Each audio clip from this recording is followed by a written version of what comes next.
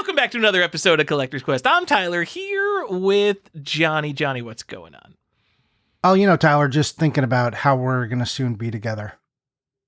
Oh man, we're going to start the show with the showstopper. 2 weeks until the Midwest Gaming Classic, which was the perfect time for Spirit Airlines to cancel our flight and try to not refund us and give us credit instead. Credit that expires, by the way. Yeah, thank goodness.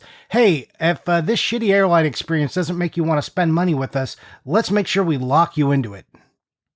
I just want to say, so yes, the Midwest Gaming Classic, which is the coolest name for any retro gaming convention, is in 2 weeks. It's April 24th, whatever that weekend is, Friday through Sunday in Milwaukee. And apparently the hotels are sold out, or at least the one like on the convention center. People are going to be there. This show is like big. I thought Midwest Gaming Classic was medium size. It's like over 20,000 people. It is the size of MagFest. I think it's bigger than MagFest, which I realize isn't the biggest convention ever. MagFest is pretty fucking big. Yeah, it garners attention, at least we can say that. I don't know if the hotel is all sold out. I think only the special room block was sold out. Okay. You could still but initially when I looked, you couldn't find anything. And then I got notifications that some rooms had opened up, but they were opening up at $500 a night. I'm really curious to see how busy it feels. Midwest, for the years we've been there, feels nothing like Portland in terms of how busy it is, because Portland feels like a madhouse, and Midwest sometimes feels like, all right, there's a bunch of people here, but you could get around. Yeah, I wonder if that's changing now. You think there's going to be more or less people? I think they said the attendance was supposed to be higher this year. I mean, you look at every convention, it's only been going up. But the snapshot on Wikipedia gives us in 2010, there were 4,000 people. 2018, 15,000 people. 2022, 20,000 people. 2023, 24,000 people. It increased 20% in 1 year to 2023. 24,000 people is a lot of people. So a lot of people. Potentially, it is only going up in size from there, or going down because everything got too expensive. I'll be fine with that too. Yeah, I'll be there regardless. And hey, you'll be here for a little while for the CQ sleepover that no one comes to but you. Sure. Yes, Johnny, I'm going to your house. We're gonna play some Sega Saturn and PC Engine games or something. Something, yeah. Some dumb disc-based shit you can't do easily. We'll have more hits to talk about, like D, one of the worst games ever, or the Firefighters. I'm not going to call it one of the best games ever, but a really cool fucking game. I have the sequel, so maybe we play the sequel. All right, I'm down. Anyways, what else about MGC? Nothing. Come, it's a cool show. It's the show we go to. I mean, Portland's great too. But MDC is in the middle of the country, and everyone goes there, and I don't know. It's fine. They're both fine. They're both good. It's, this convention's just easier because you're we didn't even get a hotel in the thing, but our hotel was still across the street rather than an Airbnb in the middle of Portland. If I never use another Airbnb, by the way, my life will probably be improved. And I hate Portland as well. I love Portland Retro Gaming Expo. I hate the city of Portland. I'm sorry. I kind of hate everything on the West Coast. I don't know why I'm supposed to love everything out there. I'm the biggest leftist liberal soy boy, but I can't stand you West Coast people. Sorry. I'm just a racist. I don't think the West Coast is a race. Just putting that out there. Johnny. Yeah. I think, was it Warren Buffett who said this, that you should be greedy when others are fearful and fearful when others are greedy? Or is that just a common saying? I don't know. I know the expression, but I don't know if he really said that or not, or if this is just false attribution. I am fearful. I just want to start the episode with this. I am officially training my AI bot replacement at work. Before it was all right, we're going to start adding some AI stuff in. And now I am hardcore just training the thing that will definitely replace me one day. And I did buy a couple fancy video games, and I just feel like I am done buying video games and I'm putting everything into savings right now because I don't know when I'm going to lose my job. It's just a matter of time, how long I can basically continue shifting my job role to avoid AI. Now, is the thing that you find yourself unemployable afterwards? Because that seems crazy. I mean, I'm employable in the sense that I'm a pretty smart guy who has a wide tech background, but I mean, I could go work for another company and support like voice and video systems or whatever. But like my specific knowledge domain is very specific. So basically, I'm just a smart guy who'd be able to learn something. And I don't know if you've looked at the job market, but the number of just like regular smart, like, I don't know, computer programmers and comp sci majors who can't find a job right now is everybody. Yeah, it's not great. Yeah. Well, that's depressing, and I hope that does not come to fruition for you. My wife is like has like an AI job, like not a job that's going to be stolen by AI. She's the one controlling the AI. So she's like set. So I'm not too worried. Also, I save like 40% of my income. So I'm just like, I'm bumping it up to like 50 or 60%, which is getting into crazy territory, especially for Americans. Americans don't save anything. True. I'm getting ready to retire, Johnny. I'm out of here. Oh, okay. Well, I don't think that's true, but what do you want me to say to that? That's depressing. You're like, hey, everybody, I'm probably going to lose my job. I mean, not anytime soon. Like, it's not like so I do basically tech support, but like the level 1 tech support, those guys are the ones who are most at risk. I don't think it's going to be anytime soon, but. No, AI is still hit or miss. Oh, that's the one thing that does give me hope. The AI is terrible. And everybody knows they're talking to it, and they're visibly frustrated with the fact that they have to talk to a chatbot.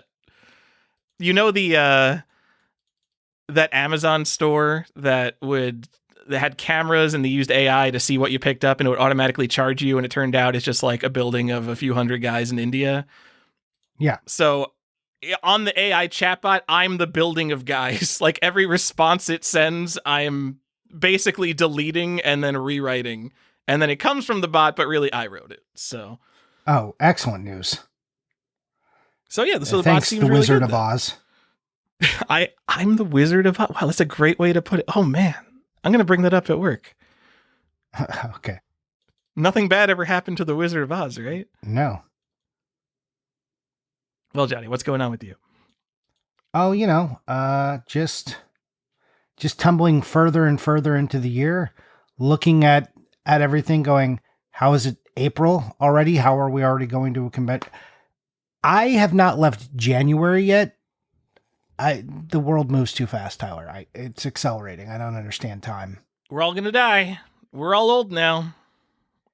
Yes. Sorry, if you're listening to a podcast, you're old. I'm sorry. Not because of the content of this podcast. It's because you're listening to a podcast, something where you have to pay attention. Well, you don't really have to pay attention to a podcast, but you're here for an hour or two as opposed to a YouTube short or Instagram reel where you're here for, I don't know, 4 seconds. Yes. That's the attention span we all have now. It's roughly 3 to 4. It's good. It's perfect. 3 to 4. I'm not even going to say seconds. No. What? Huh? That's what I feel like every single day when I talk to someone. So I'm worried about AI taking my job. You know what I'm not worried about? Fucking Gen Alpha taking my job, because those guys aren't even going to be able to learn anymore because ChatGPT is destroying the concept of learning. Imagine being like 12 years old. You would just be like, why do I have to know anything? I could just ask ChatGPT. And then you just never bother to learn anything.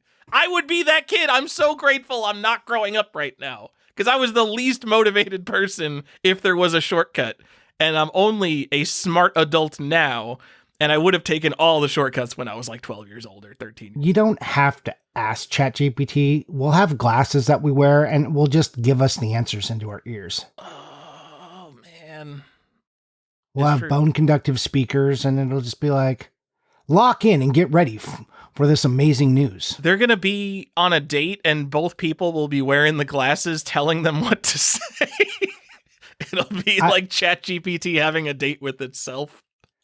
So people think that AI is going to create a bunch of robots that are going to get rid of us, but it's not. It's just going to use the people. We're going to they're basically going to harness in little headwear like glasses, put in, and then no one's going to know anything. So the AI is just going to be on your face telling you what to do, and it's going to control you that way. The illusion of free will still exist.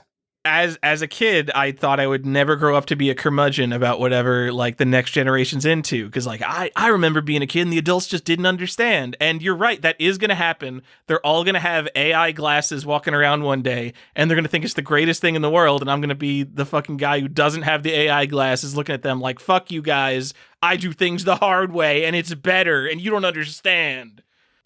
Yep. Now I'm going to go play my Atari games. That's the question, though. Are you right or are you fearful of the new world? Johnny, I think, no, I don't know. I'm probably just fearful, but whatever. I like my way. Nah, that shit sucks, bro. We're destroying the way we think. Dude, oh God, more and more on every topic. I'm talking bugs in software programming, random forum posts, fucking like video games, Linux. I mean, any topic. I'll go to like a forum or community and someone will straight up post something from ChatGPT and they'll be like, well, ChatGPT says this. Who fucking cares what ChatGPT says? Anyone could have asked ChatGPT. This is not... Someone was asking a human question looking for a human answer. It'll be like, where's a good place to go hiking by Raleigh? And someone will post the answer from ChatGPT. If they needed that, they could have done that themselves. And that's not the... ChatGPT has never been hiking around Raleigh. How do you know? God damn it. But one day you'll have those glasses on, you'll wake up and the AI will suggest that you should go hiking since you like hiking. And it'll send you on a hike so it can better accumulate the data of what the hike was like for you. So then it can spit out better answers when people ask. Oh, man. It kills me. The fact that there's so much of like, I don't know if you see it as much, but the people who say like, well, ChatGPT says this, those are the 1% of people who are willing to admit like, oh, I went to ChatGPT and just typed it in. And 99% of people are doing that, and they're just like, let me pretend that I came up with this. Yeah. No, so it's still everywhere, I'm sure. It's already happened. However much AI you think people are using to get their responses, just triple it. It makes me sad. And people think it's because, like, well, you just don't want things to get better. If AI does all the work, it'll take our jobs. And then we won't have to do as much work. It's not that we don't have to do the labor anymore. It's that we are settling for things that are worse. Look on any like B-list blog that uses AI art. You used to have to find like a picture or even make a header yourself in Photoshop. And now half the pictures are like AI art and it just looks like garbage because it's slop. I see there's like signs in the background with misspelled words. It's worse. That we have settled for things that are worse. It's easier, but it's worse. It's like McDonald's. It's not good. It's not better for us that we have this cheap and easy thing now. It's fucking McDonald's. So here's the other thing though. Like that kind of imaging and stuff, that's getting better. It's only going to get better over time. People are like, yeah, it's never coming for me because it draws 6 fingers on every hand. The AI is not the same as it was a year ago, and it's getting better and will be more pervasive as we go on. So, everyone should be adjusting their opinions of what AI is capable of and what AI does in real time, not in what some talking head said, including us, a year ago. It is, that's true. Yeah, it's only going to get better. But right now, I think it is easily not good. I'm on Hacker News all the time. If you want to get off Reddit, go to Hacker News because it's basically like Reddit for adults, and there's only like 50 things posted a day. But every once in a while, there'll be some tech bro, and he posts like a blog post about some cool topic, and it's clearly written by AI. And like you can see like the M dashes and all of the telltale signs that AI wrote it. And then they'll be defending the fact that they had AI write it in the comments of the article. Fucking what? What do you have to say to the world if you're having AI write an article for you? You didn't write the article. There's no new insights here from a person. Am I just supposed to have you have AI write an article and then I'll have AI summarize the article to get me the main points? Why are we even writing to begin with? If you want some good human writing, by the way, GamingAlexandria.com just posted a history of Koei. Written by our friend Tiger Wolf, Chris Glidden. Ooh. And he's a good writer and a human writer who does a lot of original research and cites his sources at the bottom. Because he's a person. But why? Why does not the AI just say? I hate everything. I'm sorry. I have AI psychosis. I hate everything so much. Get off my lawn. You know, Tyler, people might think we're just two old men complaining about things and not understand that this is actually the perfect segue into our episode today. Oh. Yeah. Are you going to say because this is some real old man bullshit you're doing to me today. You want to explain to the people what this is? Johnny, we're talking about, this episode was revised a couple of times, but we're talking about the DigitPress R10s on Atari 2600. And so actually, originally, I wanted this episode to be all of the old games that people used to think were cool. And I think we're going to do that episode. But people used to think like the Panesian NES porn games were the coolest things to have, and Tengen Tetris, stuff like that. I do want to go over that. And then as I was making a list of all them, I'm like, wow, there's way too many old games that people used to think were cool. And so I'm like, all right, what if we do all of the R10s on DigitPress? And I'll go over what that is in a second. And then we made a list of that, and that's still way too many games. That was 53 games. 53 and no one R10s. cares about, like, you don't care about the TRS-80 R10s, let me tell you. The Atari XE R10s. Well, I do care about the VIC-20, Close Encounters of the Worst Kind. Right. Because I love a parody game. So I figure Atari 2600 does have a bunch that are still somewhat relevant. And actually, we considered opening it up to the R9s because actually on DigitPress, R10 rarity is like extremely rare. All the games you think of as rare, Stadium Events, Myriad 6-in-1, Cheetah Men 2, that stuff is all in the R9 tier. So R10 is like, when it was put in the rarity guide, it was almost unobtainable. And those are the types of games we're going to be talking about today. Excellent news. So we have like 17 of these Atari games that we're going to go over. Johnny, we do.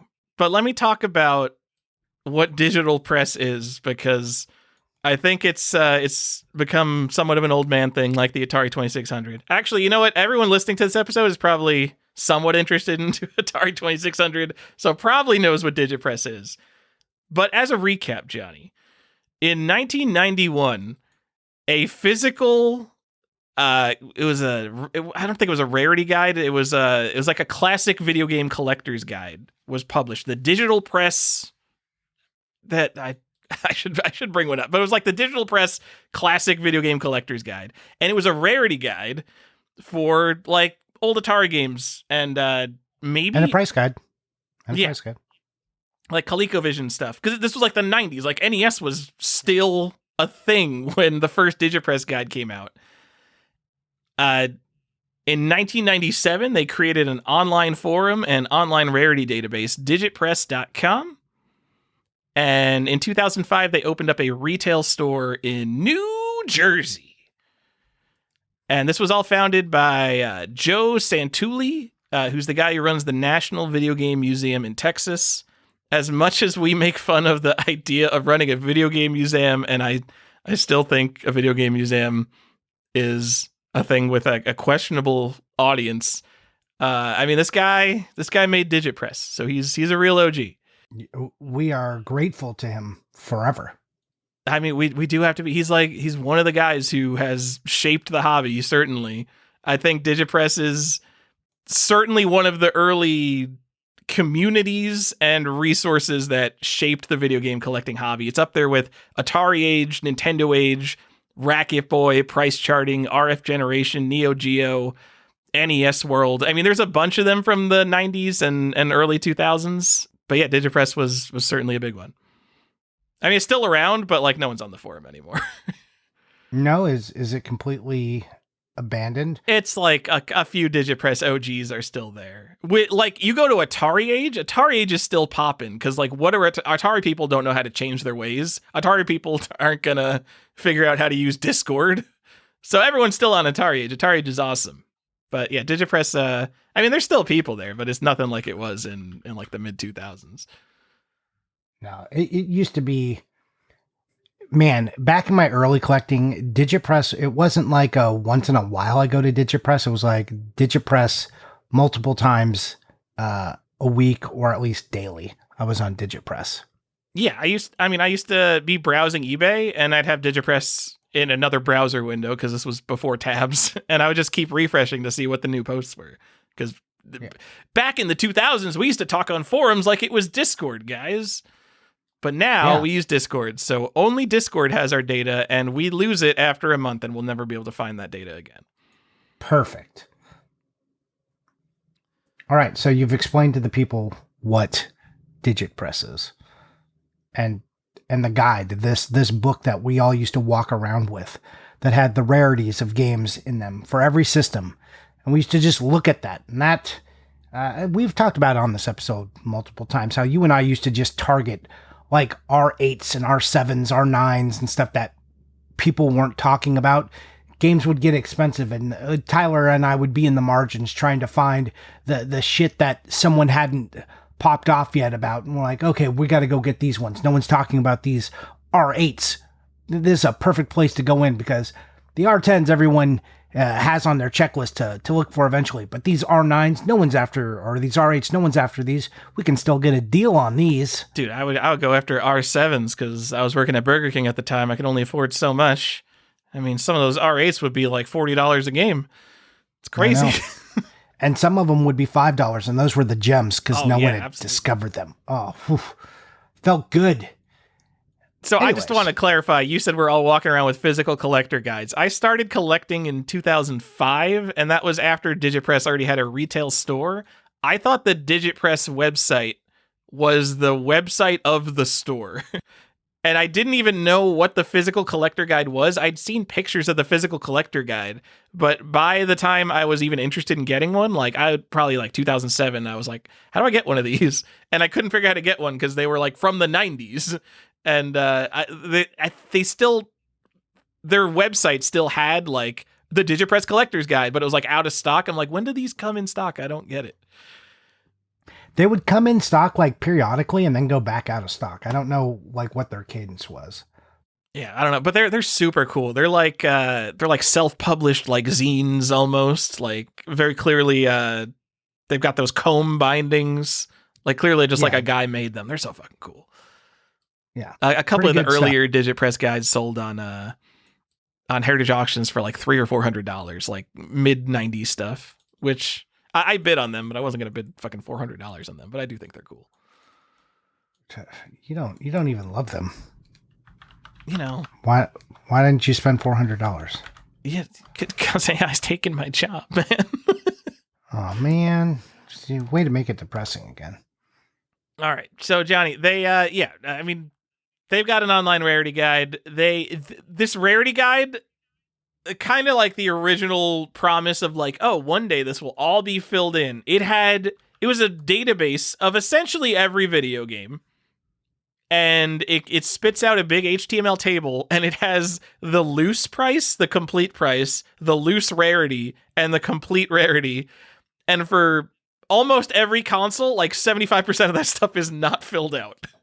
But for most of the major consoles, you at least get at least one rarity number. Someone somewhere decided on the rarity number of all these games, and I don't even know who was actually making these numbers in the database at the time, but I took them as such gospel 20 years ago. Oh, same. That was the only thing. So I want to look at the R10s and see, do we even still care about these games now? And we're doing our Atari 2600 because they're kind of the only R10s that anyone will have even heard of. And I just want to say there are 2 guides available right now on eBay of someone. The one I had, because it was 2 different guides you could buy, but these physical guides and they were like divided by system because it was so much information. I had the advanced edition, which came out in 2004, which had a blue cover, and that had like the 32X 3DO all the way up to the Virtual Boy. And then there was like the 7th edition guide, I think also came out in like 2004. And that one had like all the like Intellivision, Intron VC 4000, Create Vision, like all the weird, obscure, early systems. And NES was also in that one, and Atari 2600. So you had these 2 guides. It wasn't even like one. One didn't even do it. You had to have multiple. So yes, so in the mid 2000s, they were publishing these collectors' guides were basically books. In the 90s, they were like more periodicals. Yes, they were like zines. So yeah, either one is cool. I still think they're both so pieces of history there's to me. 2 available. You could basically have what I had at the very end. And they're about like $90 or something right now. 2 different people have them. One's $65, one's like $90. And you could have what collecting in 2005 was like right in your hands. Johnny, some might say that there was a big lot of Game Dude flyers, your local game store from the 90s, like 1991, 1992. And I got them and you didn't even want them. That's history correct. Right there. Yeah, I don't need that. You could see how a little Samson used to be $7.99. Isn't that delightful? Yes. I do think that's delightful. Johnny, let's talk about some video games. All right, tell me about video games. Johnny, what's the Atari 2600?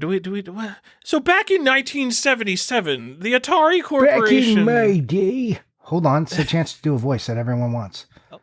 Back in my day, kids played on an Atari 2600, and it looked like Darth Vader, so we called it Darth Vader System, right? That's how we got that, the stupid grids on it. Anyways, it was... The black one is the Vader, but yeah. Yeah, there is... everyone knows what an Atari is, right? Like, this is the original... Not the original home console, but it was the most prolific home console. The first popular home video game console?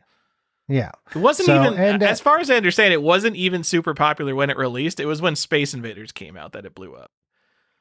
So, yeah. That's an Atari. It had a two players, right out of the gate, and you had a joystick with like this rubbery joystick and 1 button on this square, little square cube, and a joystick coming out of the top of it. 1 button. That's all you did. It was terrible. That's all you did. And every game was a maze game or a space shooter.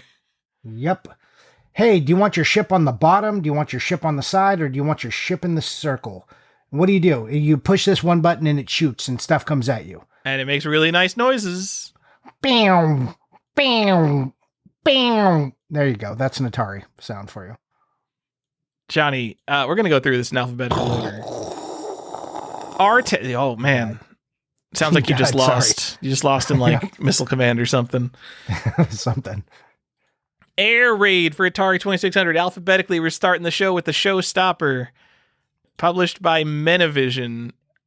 This is the original super rare game that no one has. Is it? I don't know. There's actually a lot on Atari, but this is it's a space shooter, believe it or not.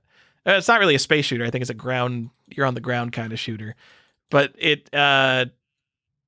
it's a distinctive cartridge with a blue handle for ergonomic grip.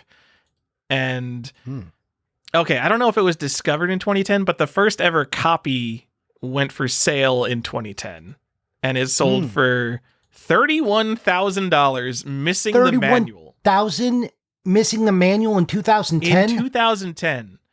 These Atari people are crazy. If you talk to like video game collectors from like 20, 25 years ago, some of them would be paying insane prices for Atari 2600 games. And like NES is like, well, it's only the NES. It's not like classic.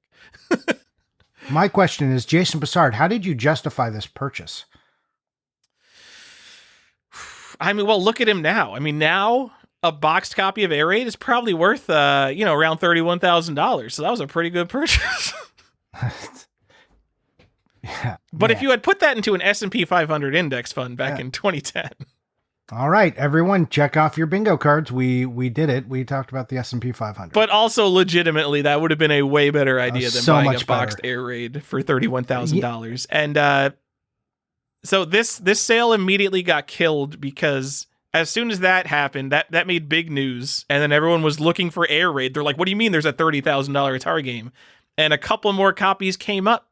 And in 2012, just 2 years later, one sold for $33,000 on GameGavel.com, baby. If you don't remember, there was a time in like the 2010 to 2013 range where these other auction sites started coming up. Chase the Chuck Wagon, which I think became Game Gavel, right? These alternate sites because the eBay fees were too much and they were stealing your money. So we had to have like these cheaper sites, and we were going to focus on video games and make it good for people who wanted to buy video games. And it turns out the people who made that wound up just being scammers. So that was cool. There weren't scammers, but like there was the problem of, well, there's no buyers, so how am I going to sell here? And there's no sellers, so what am I going to buy here? And like it's a chicken and egg problem making a new marketplace like that. Well, yes. So they did a lot of marketing for it. You and I both bought things on Game Gavel. I sold things on GameGavel.com. Me too. And I sold everything at like 25-cent new reserve auctions, and like all my stuff ended for 25 cents because no one was buying stuff on GameGavel.com. Yeah, there was not a lot, but so you could find some deals there sometimes. The issue was sometimes they would go low, and the penalties for not sending something if it went for nothing. Yeah, exactly. Was pretty no one much cares nothing. About their fucking Game Gavel feedback. It was not good. It's insane that a game sold for $30,000 on GameGavel.com. Oh my god, I would love to see if that was actually paid out or not. Also, back when we were complaining about like eBay fees being terrible, and we were all going to make the next eBay killer, I bet eBay fees are higher now than they were back then. Oh, probably. Like, remember, and then the PayPal integration, people flipping out. Does anyone remember the dark ages of eBay where you were sending money orders, or you like the seller would sometimes have to send first, like, and then you pay? What a wild time. Or you're like, okay, well, if you send it, I promise to send a money order at the same time. So the game should get here at roughly the same time you're getting the money order from me. Dude. How did eBay survive this bullshit? No pictures. If you had a picture, you were highfalutin. It's like, oh, you got one of them digital cameras? Weird. Spending some money on that. I definitely don't remember any of this time, but I'm happy you're here to tell us about how weird eBay used to be. First time I started using eBay, there were already pictures. I'm a young man. So back in the day, most auctions, we're talking like 1999, most auctions did not have pictures. Very few did. It did help if you had a picture. But again, if you were loading up a picture, God, and it was like one picture, and that was it. Not multiple pictures, none of this stuff. eBay was absolute nonsense. You could check everybody. You could learn anything about anyone on eBay, what it sold for, who bought it, where it was sent. Like, eBay was the Wild West back then. Crazy times. So, Johnny, 2010, $31,000 for a copy with no manual. Almost understandable, because you would have thought it's the only copy on Earth kind of deal. So if you're the number one Atari collector, the only way that you're going to complete your collection is buying this one copy. But how dumb do you have to feel if just 2 years later a complete copy sells for essentially the same price? Well, I mean, you just create a safe search and hope a manual turns up. Oh, yeah. Oh, air raid manuals are just out there. I think there's 3 boxed copies of Air Raid, and there's like a scattering of carts now. But one was a cartridge was just found in 2021 by a Goodwill employee, which was then auctioned for $10,000. And this is interesting, not because someone found Air Raid, like, oh, that's a cool story, someone found an Air Raid. Goodwill employees know enough to screen video games for Air Raid. You're never finding a fucking Nintendo World Championships or stadium events at Goodwill. They found Air Raid. To be clear, Air Raid, I don't even think it says Air Raid on the cartridge. He would have had to recognize what this game is just based on how it looks. It just has a picture on the cartridge. So my question is, did he then sell it through Goodwill? Like for Goodwill, or was he smart enough to take this himself? No, I think it was sold through Goodwill. I don't think he was ballsy enough to steal it. Because he should have 100%. Fuck Goodwill. I don't think I would steal it. I would ask my boss, like, oh, we would price this at $4. Can I just take this for $4? Oh yeah, no. I mean, I would do the thing to make sure I tried to just buy it, but there's just zero way I would let Goodwill go to auction on that. Just wouldn't happen. Also, don't donate your air raids, please. Just sell them and make the money yourself. You're never finding anything at Goodwill, guys. Sorry. Nope, you sure aren't. You're not even going to find a good CD, man. You've been to the CD section at Goodwill? Apparently Gen Z buys CDs now. Did I already talk about this? I don't think so. Go ahead. So I got a new car, and my new car doesn't have a USB port. I usually have like a USB stick with all my songs on it. And so I could just burn a CD, but I'm like, all right, let me go to Goodwill. Let me go to Discogs. Let me go see what CDs are. And like decent CDs are like $20 now. That's more than I paid for them in the 90s. Yeah. And like you go to Goodwill, there's nothing. You can't find like an NSYNC CD at Goodwill anymore. Anything decent is gone. It's all Christian music. That's the only thing left at any of my local thrift stores. Apparently Gen Z is like, oh, physical media is cool. We're going to get back into this. Fuck you, guy. I need it for my car. I don't even want it to just sit on it. I sit on 99% of my media, but I actually want to listen to this shit. Yeah, I'm not paying $20 for a CD. I'm sorry. Sorry, Discogs. No. Sorry. You should pay money for your music. Hey, Tyler, just to further complain about Goodwill real quick, just because people are like, oh, Johnny would steal from Goodwill. Goodwill is a terrible fucking company. I've complained about them before, but they underpay disabled veterans who go and work there and other disabled people below minimum wage because there's a loophole that allows them to do so. Their executives make huge salaries, even though they are a charitable organization, and the executive salaries keep going up. What? They're a nonprofit, but I don't think they're a charity. They're a nonprofit, yeah. So just they do sometimes eliminate barriers to employment for people of with like drug histories and arrests and disabilities, which is true, which you would cite as being good. But in general, they find really cheap labor, keep people down, underpay them, and do it through the ruse of looking like a good organization. And then their executives just make fuck tons of money. Just fuck Goodwill. Just that I understand why you have to go dump your crap there and you're just trying to get it out of your house. I don't blame you, but yeah, fuck Goodwill forever. I mean, that's why I like Goodwill. I like Goodwill because I could bring them anything and they will take it. And then I understand Goodwill throws out most of the clothes they receive. I mean, I'm donating the stuff they're not going to throw out, not to tout my fashion, but like I do, I got like my outdoorsy type name brand shit that I donate to them when I'm done with it. But I can feel good that I didn't just throw all my shit in the dumpster. Even if they go and throw it in the dumpster, I'm like, well, I donated it to the world. And now someone can buy my pants for 50 cents. So I love Goodwill. It's basically the dump for me. Yes. Man, you got some books or something? Like, no one wants your books. You can't sell your books. Books aren't worth anything, but you dump them off at Goodwill, and it's like, well, I'm a good person. I didn't throw these books out. You can throw those books out. Books are mass-produced, guy. It's fine. They're just going to make more. Okay. Goodwill, terrible organization. Go look into Goodwill. See if you want to do business with them. Anyways. Everyone, what are you talking? Everyone listening to this podcast does business with Goodwill. We've all gone into Goodwill hoping to find stadium events. It's never there, but we're all like, oh, what if maybe they missed an NES game? I don't go into Goodwill. I go in when I drop stuff off for donations. And like, I used to be like, what if this is the time that I find the stadium events? I haven't seen anything older than a PS2 game since COVID, at least. Yeah. Should be picking up all of it and then making haul videos on the internet. Oh, dude, I found this Greatest Hits ATV Off-Road Fury 2, but inside the case was actually Greatest Hits Kingdom Hearts. Cha-ching! Yeah. Please.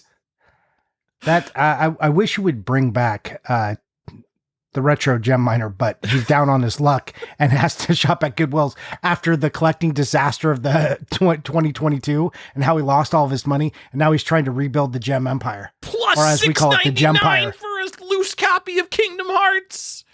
Tell me this isn't the best sequel to the retro gem miner possible. Johnny. Next on our list we have Asterix, which I think is our only one that doesn't count. That is a prototype only. I don't even want to talk about it. That's French. We don't deal with that in America. That's why it never came out. All prototypes are basically R10s. Get out of here.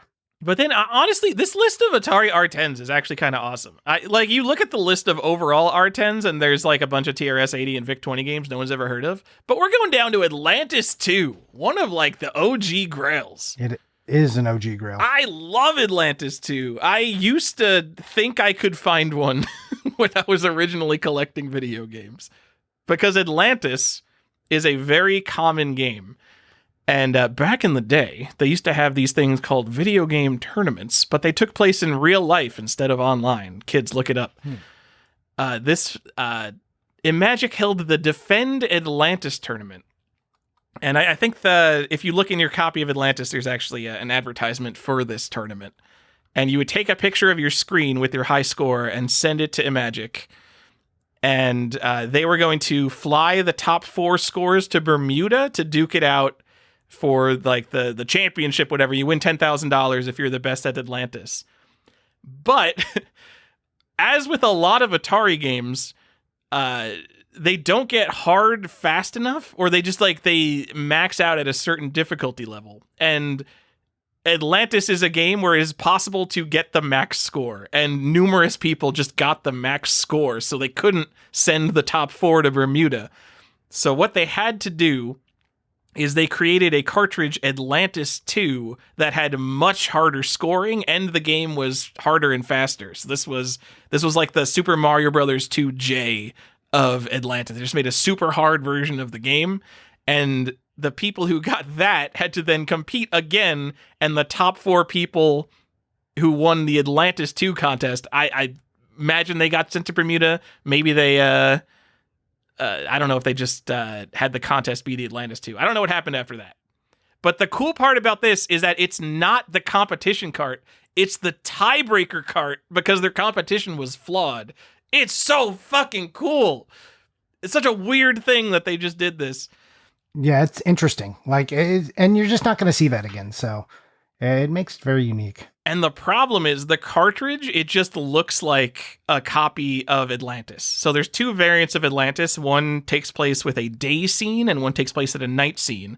All the Atlantis 2 cartridges were made with the night scene. And there's nothing different about the cartridge itself.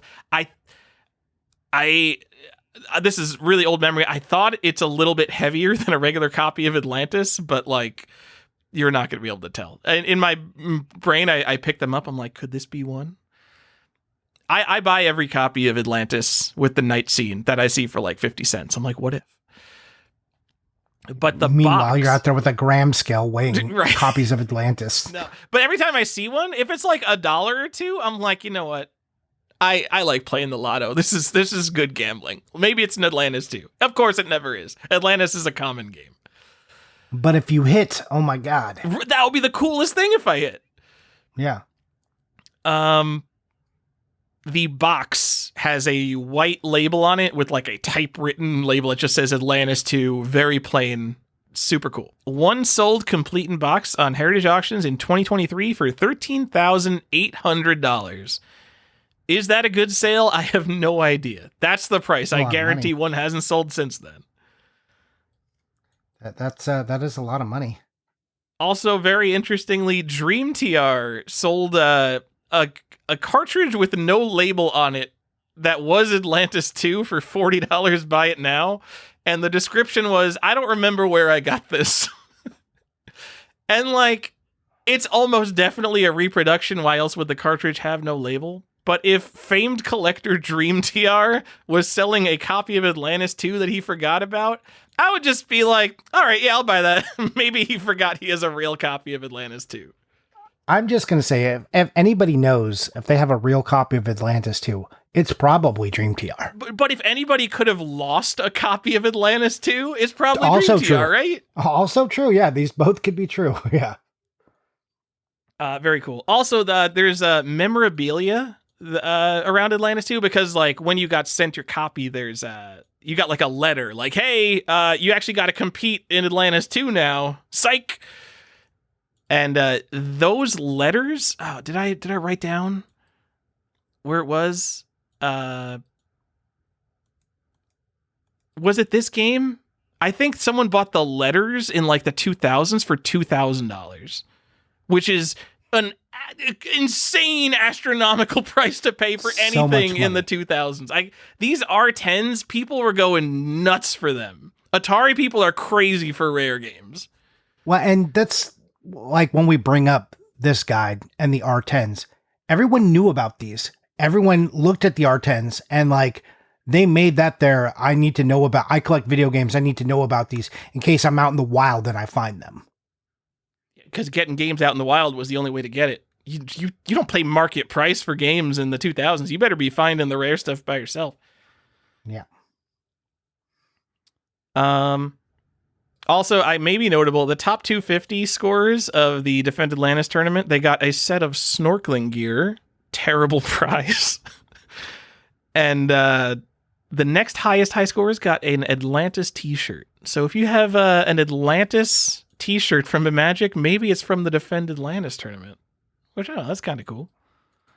That is pretty cool. Like, if you got that shirt, someone wants to pay money for that shirt. I don't know. It's definitely a shitty cotton shirt that has died over time. I mean, yeah, but like that's also like it's just a logo on a t-shirt, and I'm sure it's the kind of thing where if you go on eBay and I look for like maybe Atlantis isn't quite popular enough, but you could find shirts that look just like vintage shirts, but it's just like a Temu shirt. And I don't know how to tell what a genuine vintage shirt is, but I'm sure like the vintage clothing people are like, oh, you look for this on the tag. This is what a fake tag looks like. I cannot imagine being in the world of fake vintage clothes. It just seems like too much. Well, I mean, they would have to like really be going for it, but like you can tell shirts that have just existed, like cotton t-shirts that have existed for 30 years, look a particular way. These things just don't age well. I've got a rare Resident Evil sweater from early 2000s. Do you think that's worth anything? Should I sell that? Yeah, I said 30 years and I mean more like 50 years. Jesus Christ. I have to increase my We're all dying, guys. Time thing. Yeah, I know. Yeah, you probably should. I bet you get a bunch of money for it. Birthday Mania.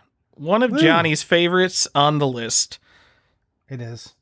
One of the few Atari 2600 games that you could have personalized. So you would there's like a couple copies. There's like one copy of this that exists. I think there's a couple, but it's just a generic space shooter. But you could program 3 initials into the game. Or no, this was you would program your actual name into the game, and it would say like "Happy Birthday to Johnny" when you start the game or when you beat the game or something. And that's a unique copy then. Yeah, so every copy is unique, so they all individually count for the set.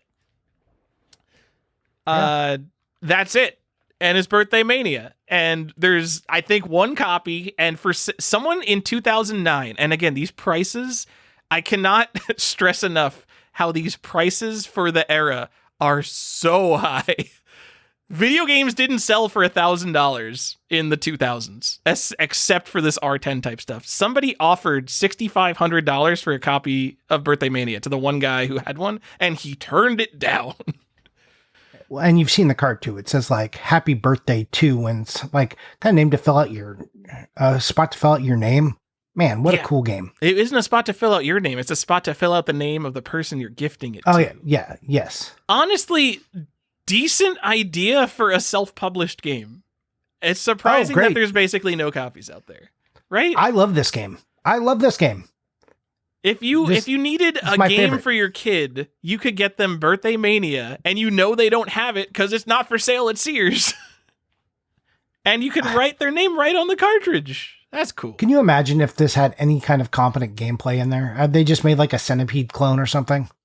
What is Birthday Man? I think it's a space shooter. I'm not even course it's a describing the space gameplay shooter. of these Atari games because, like, for most of them, it's like, oh, it's an Atari game. You know what it is. Yeah. What a surprise! You're ahead at the bottom of the screen and you shoot candles. Weird. It's the most generic shooter of all time. It's Astro Smash. If you're listening to this episode, you know what Astro Smash is. So there you go. It's a paddle game. Just to be clear, so there's a bunch of Atari games, but really there's only 7 Atari games. There's only 7 Atari games? Yes, yes. That's very true. There's Maze Game, there's Space Game. That's a lot of them. There is Racing Game, but those are kind of rare.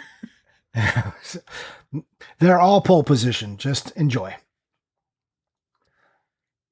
Right. Oh, no, we're good. I skipped one. You skipped one. Well, Johnny. I wanted to ask you, I want a little feedback on here. So we're 3 games in here. If you had to find one of these, which one are you finding so far? Oh, I mean, what am I realistically finding, or what? No. Like you get to just pick one out of the wild to find. Are you just going with price and going with air raid, or are you going with Atlantis because of the cooler story, or Birthday Mania because it's the most fun? These are like definitely uniquely different items. I think Air Raid is way more of a collector's centerpiece than almost anything on this list. Okay. But like personally, I think the story behind Atlantis 2 is way cooler. Like if the price was the same between Atlantis 2 and Air Raid, like I'm just pretending the price doesn't matter, I definitely want Atlantis 2. Okay. And that might be on this entire list. If price didn't matter, I think Atlantis 2 and Pepsi Invaders are the coolest stories. If I could have a copy of Birthday Mania with my name on it. Oh, no contest. If you found a Johnny Birthday Mania, yeah, that would be like the Destiny thing where like Stefan found his childhood copy of like Gemfire or something. We'd have to get you the Johnny copy of Birthday Mania. Yep. I'd start a GoFundMe,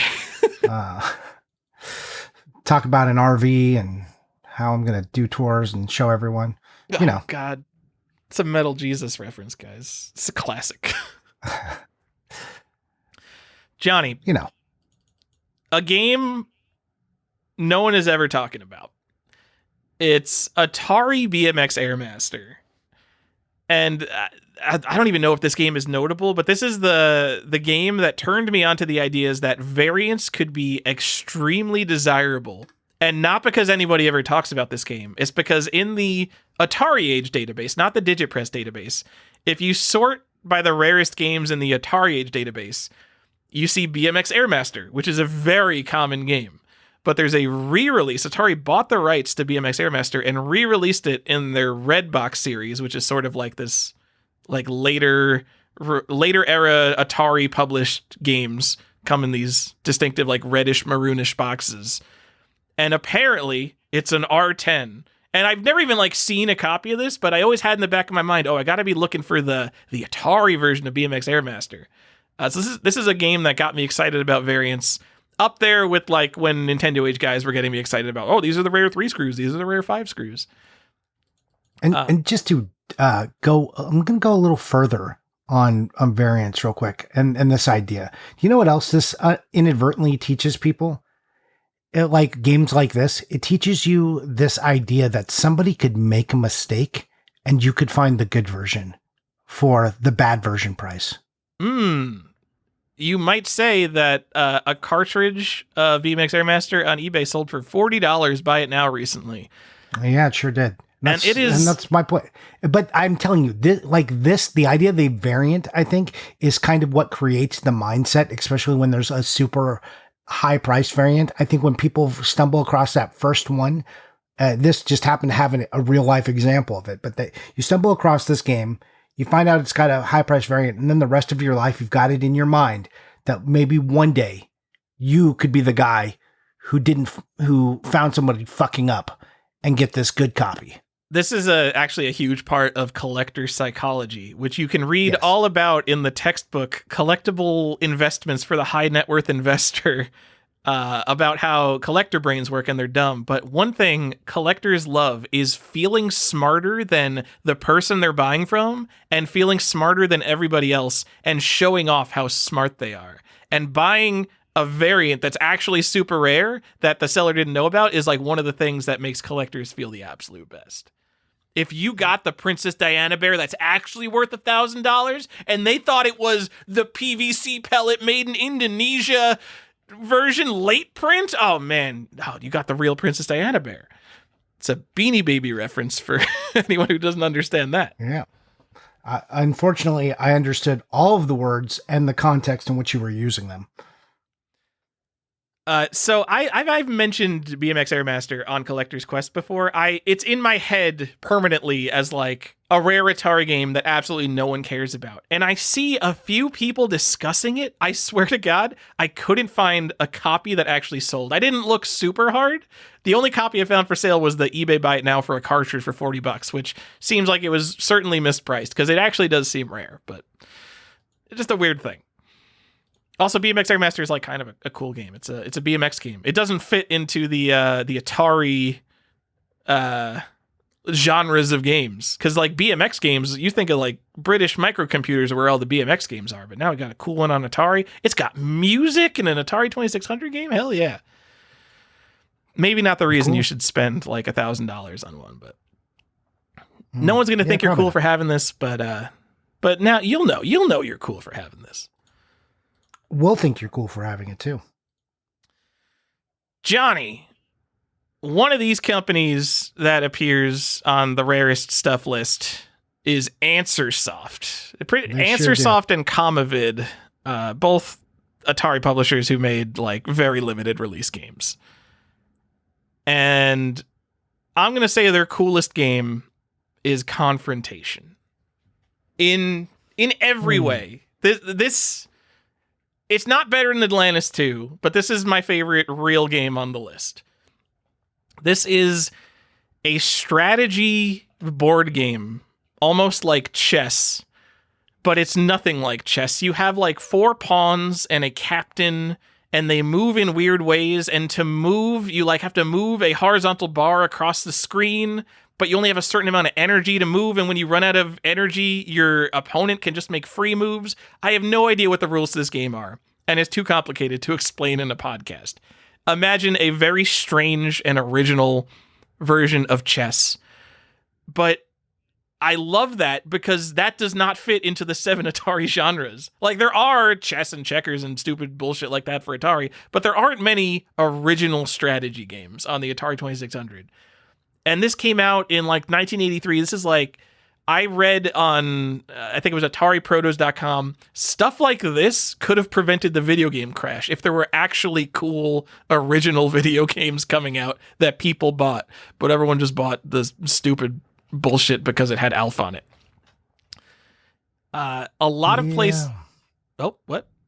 No, I was just saying, I was just thinking about what you said and agreeing, like, yeah, maybe. Shut up. You're like, no, this couldn't have prevented the crash. Shut up. Tyler's Confrontation for the Atari 2600. It's not preventing the video game crash. Shut up. No, but the idea of video games were like this instead of the 7 Atari games that actually existed, then perhaps. So I love that it's very original. The second thing I love about it, it was shown at CES 1983, and that was the only place you could order it. You had to go to their CES presentation, and you could mail order it at CES, and besides that, it was never distributed. So it's mail order only, but exclusive to CES, and that's so fucking cool. And so people call it a prototype, but it was distributed. It was just extremely rare. That is pretty cool.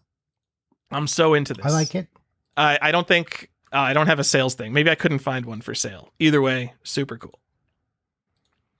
And I just going to throw it out there for people. If you're listening and you happen to be at your computer, here's a thing that you can still do. And if you look at like anywhere that has like old sold listings, price charting. So if you're like looking at any of these games on price charting and you go back and you like go to the eBay sold listings and you see like solds from like 2005 to like 2000, current, you will see that on these games, and is like, if it was listed by an old man or not, because they will put R10 in the listing. So here's a fun thing you can still do. You should put a save search on eBay just so you can amuse yourself once in a while. I still have this, and it's just R10, in quotes, save search, and then check your R10 and see when an R10 pops up on eBay, because that does happen. We got to start calling things R9s and R10s and R8s. Yeah, we got to bring that back. But that used to be a thing that was much more common. Like, you would just see if someone was listing one of these games, and like, we'll get to it when we get to like Ellie's Ladder or something. You'll see in sold copies, like the early sold copies of that all have R10s next to them. Ellie's Ladder? Yeah. All right. Fam, are you two Last of Us pilled? That guy's name is Eli. No cap. Oh, God. Yeah. Yes. Eli's Ladder. Sorry, Ellie. Yeah. Eli's Ladder. So, like, Confrontation is the type of game, like, that never appears on, like, the rarest Atari 2600 games list. It fucking exists. I'm saying it released. It was mail order. It's not like a loose PCB. It comes on a cartridge. It's got a plain white label with a red border. It looks very much like the SNES games from Majesco. Very similar to that Confrontation. It is cool that it's a CES game like that. I love when a game has a good story. Absolutely. Eli's Ladder is one of those Atari games. Ellie's Ladder, first female protagonist. Eli's an alien, so I don't know if he counts. But if you're curious, Wabbit on Atari 2600 with Mary Sue is the first named human playable female in a video game. What about the first chess game, which had the queen? That not named. See, named is very important. Non-human, you could definitely go back to Miss Pac-Man. There's a lot of history. You want to do the episode on female protagonists? You could also just go to my article on historia.vg. I've done a lot of research into this. Yes, you have. Eli's Ladder, one of these games that shows up on like top 10 rarest Atari games, and it seems like it is justified. This was a mail order educational, like, addition and subtraction game. It looks like Donkey Kong Jr. Math, but we're talking on Atari 2600, so I think it's only addition and subtraction. But the cool part about this, it didn't come in a box. It came in a plastic bag with a bunch of shit. Manual overlays, there's a wall chart, there's like stickers, there's numerous just like various pages. It's just like one of these games that just has like all this stupid paper stuff that you're definitely going to lose over time. And one just sold on eBay for $1,000. Buy it now in the plastic bag with all the stuff. And I know you're listening to this podcast like, who cares about Eli's Ladder for Atari 2600? We're talking about stuff that was selling for thousands of dollars 25 years ago. I think $1,000 for this buy it now was way too low. And I'm not saying it would have gone for $10,000, but like, I think people would have bid on this if you just put it up for auction. One also had a best offer accepted for $2,700. There's multiple of these? I didn't even see that one. Yeah. Was that one also complete? No, and it went for more. It has a manual. I don't see all the other stickers. Oh yeah. So just the cartridge and manual. What is going? So okay, a cartridge just sold today for $2,800. A cartridge and manual sold for $2,000, and this super complete one, it's got the stickers, it's got the charts, sold for $1,000. Buy it now, my guy. And like in the description, you could clearly tell it was like an old guy. Like, fuck, you should have just put this up for auction. You had such a good thing. Yeah. And since this is an alien, do we think it's Ellie? Like Alien? No, it's like same kind of sound? What are you talking about? Well, if it's an alien, and it's a play on the name Alien. Allie. I'm just asking. Yeah, I mean, you could go ask the original creator, maybe. I mean, if it was designed by someone in America, they could still be on Facebook. Also, this recent version was sold by somebody named Schoolgirl in a Short Dress. That is an eBay name that exists. Someone knows who that is. Because they have a lot of really good rare stuff, like old stuff. They do. This is not an accident. They also have some bullshit stuff like I see them from time to time because like some bullshit Atari horror games will come up, like Evil Dead. I'm looking right now. Who is he? Some Atari Age must know who this person is. Feels like they would have to. It was originally his wife's account. His wife might be named Anna. We're doxing this guy. Let's go. Who else is? Hey, you name yourself Schoolgirl in a short dress, not on accident, okay? All right. Well, they're not evil. They're just a collector with a bunch of really good stuff. I mean, like, why you can't be like some kind of evil reseller if you have rare Atari games, because that would be the worst thing to invest in. You spec'd wrong. But I do know when I do search for a lot of this, like, impossible to find stuff, sometimes Schoolgirl in a Short Dress has the only copy available, and they are charging a price that's like, make me sell it. You want this? Pay twice what you'd think a reasonable market price would be. So here's what I want you to make an offer on. They have something that I think is actually very cool. I mean, they have a few things, so I don't want to be rude about it. It's the Atari Award Trophy, though. It's a number 1. It says Atari, you and Atari, number 1. And it's a big piece of bronze, and it's a giant number 1.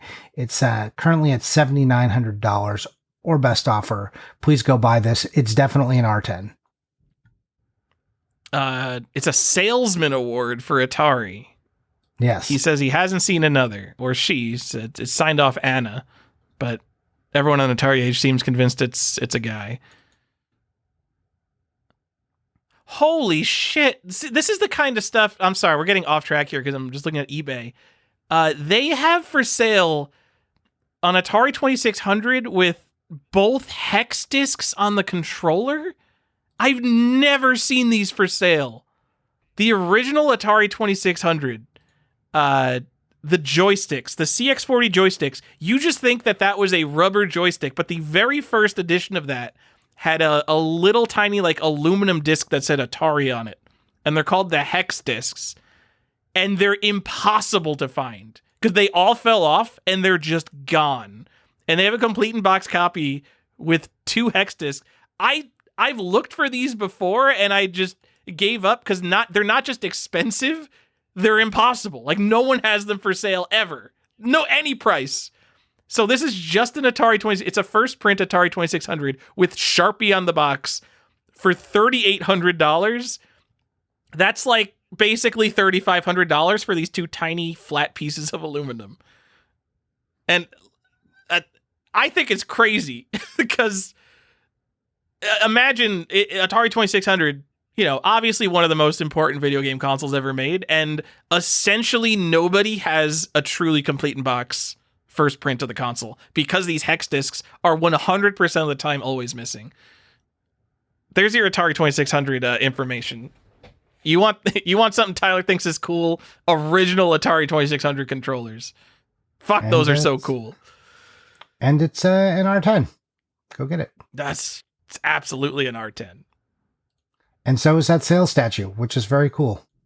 I think you might be able to find like a want to buy post from me from like a long time ago looking for those hex sticks on Atari Age, and that was like before I just gave up. I used to have like save searches going through Atari controllers and complete in box consoles just looking for the discs, and it's like one of those things where it's just like, all right, I'm just not going to find this. This isn't worth it.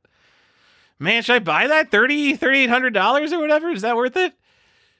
Johnny, it's the first Atari 2600 and no one has it complete in box. Come on. You could be the only guy who has it complete in box. They also have a Atari Fun Run, an Atari Halloween Fun Run sweater from 1982 that is very spooky. And I would love to buy it, but I don't know if I want to spend $700 or $1,100 on a sweater. Why is it spooky? It's because it says Atari Fun Run, and it's got Centipede and Pac-Man chasing a ghost and pumpkins and stuff. It's very cool, and a witch. All right. And then, oh god, what's the kangaroo on Atari? Is it Kangaroo? Yeah, but it doesn't have another name. The kangaroo does not have a specific name. No, it's just Kangaroo. She doesn't have a name. In fact, I know this because Kangaroo is one of the first female protagonists in a video game. Right back to it. glad we tied that all together. Johnny, Gamma Attack. Here's the one. The rarest game ever. Oh, yeah? I think, because there's only one copy that exists. Is there any other one-off on this list? I don't think so. I think this might be the only one-off left. Unless Birthday Mania, is that still a one-off? I thought there were a couple copies of Birthday Mania. I could be wrong. The only thing notable about Gamma Attack is that one copy was found, and the guy had it on eBay a long time ago for like, it was like $250,000. He's like, he's just like showing off that he had it, basically. And that's it. It's Gamma Attack. Guess what it is? It's a space shooter. Oh, weird. Yep. I wonder why. I played it. It was whatever. There wasn't anything special because it was an Atari game that no one bought. I think it's cool. If someone came up to me and they're like, I had Gamma Attack, I would think they're super cool. It's just like, it's not rare, it's unobtainable.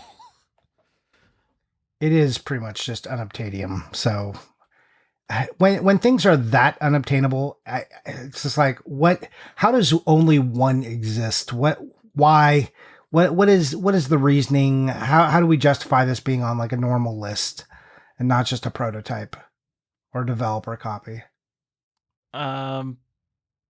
I mean, because it was sold by a legitimate company. So Gamation, the company that sold Gamma Attack, their main business, as far as I know, was selling like rapid fire controller mods for the Atari 2600. So if you wanted to fucking cheat, you could send your joystick to Gamation, and they just also released a game that no one bought. Did no one buy it, or did they only make like one or two and never really?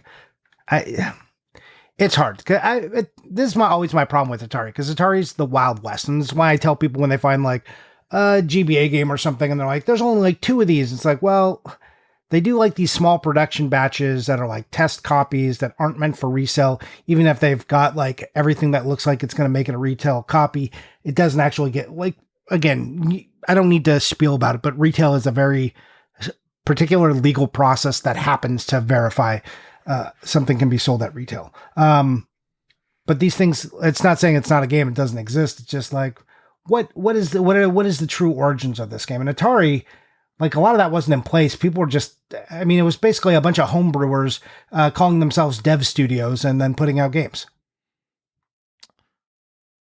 I mean, that's kind of you're right. It is a problem with Gamma Attack, but it was advertised. I think that's why. Is there an advertisement somewhere?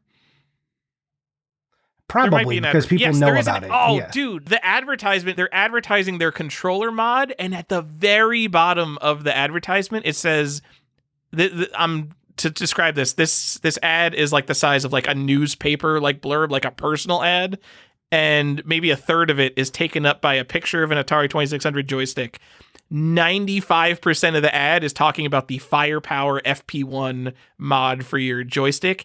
The very bottom line, in smaller text, there's probably 5 different font sizes on this ad. And in the smallest text at the bottom, it says, special offer, Gamma Attack game cartridge, $24.95 plus $150 shipping and handling, or $14.95 with the purchase of an FP1 unit. That to me says it was sold. They advertised it and it's been found, meaning at least one person bought it. And yes, the cartridge looks very bootleg. I mean, it's very clearly a hand-assembled cartridge, but it is so plausible to me that one person is like, oh, I could get a game for $15 with my joystick. Sure, I'll buy that game. Or no one bought any copies, and they were being made to order, and they like made one to be able to show, and then no one bought any, and it was just that one that they made. I mean, that's true. That could be it. I mean, it's whatever you think. Like if you think that, because it does look like a very bootleg cartridge. Yeah, but they definitely were made to order. Like, or maybe they did one small batch. Like again, that's not necessarily wrong, but I always question. It doesn't make it not exist or anything. It just makes me question what box I'm supposed to put it in. To me, the fact that this was clearly advertised and a copy exists, that means it absolutely counts. How many things were advertised in Nintendo Power that I mean, didn't that's come out? true. But if somebody found a copy of whatever Beavis 2, whatever that thing is, well, no, that wouldn't count. That would still be a prototype. But this, considering And it's a that's mail just order Atari thing, like it's so plausible to me that they would only find one of these.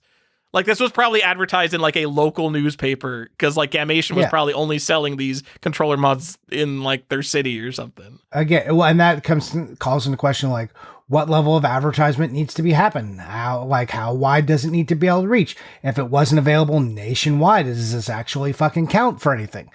Again, I have questions. I have questions about how we're supposed to parse that kind of stuff. Again, doesn't take away being on this list or being rare or impossible, and it definitely has history. That's just, this is an aside, doesn't matter. This is just how I think about gaming and how I put things into their little boxes. Oh yeah, I just wanted to also mention that it was found. It, like this wasn't like we tracked down Gamation and found the only copy of Gamma Attack. Someone bought like an Atari 2600 lot for like $80 or something, and they just found it. It was just in there. So Perfect. that's a pretty good find. Yeah, good job. All right. 2 more Answer Soft games, Johnny. Oh no. We've got Gauntlet, which is not the arcade game Gauntlet, even though they definitely knew the arcade game Gauntlet was super popular. They just also named their name Gauntlet. This is a game where you like run through the woods and dodge arrows and trees. It looks almost like River Raid. I don't think there's anything interesting about this except it's obviously very rare. It is one of the only games I don't think I could find anything about in terms of sales, but it could be because it's got conflated so much with the common Gauntlet games. Maybe interestingly, Atari Age, very specifically, the only thing it says in the description is this game was never sold with a box, just a flimsy foam casing. It was sold via mail order direct from the company, making it one of the hardest games to find. And then they also have a scan of the box, and it's clearly a cardboard box. So Atari Age, whoever controls Atari Age, tell me what's going on with Answersoft Gauntlet, because that doesn't make any sense. It sure doesn't. And then also, Johnny, we've got Answersoft's Malagai. A terrible name for a video game. Yeah. Guess what genre this falls into? This falls into the maze game genre, one of the 7 Atari genres. Excellent news. You're a little jetpack guy running around zapping aliens. You're Commander Harrington Cragg of the starship Endless Search. Oh, are you actually looking up the plot of Malagai? I could read it to you. Hey, escape the hot pursuit of the Malagai, a game that offers different playing speeds and strategy levels that is sure to challenge your mind and skills. Get ready to enjoy action. This is the first of Answersoft's new and exciting series of video game cartridges designed specifically for users' programmability. Copyright 1983, Answersoft, Ware Corporation, all rights reserved. Programmability? There's no way this game is programmable. What are you talking user about? programmability. That is what it says. Maybe like they're programming their minds or something. As far as so it's like, imagine like Night Stalker or like Pac-Man, and it looks like you hit one of the enemies, and then there's a door at the edge of the maze, and you have to like run into that door 3 times until it opens. Like you run to the door, you hit it, and then you have to like go hit an enemy, you run back to the door. I don't know. It's a stupid maze game. No one cares. Yeah. Have you seen the art for it? No.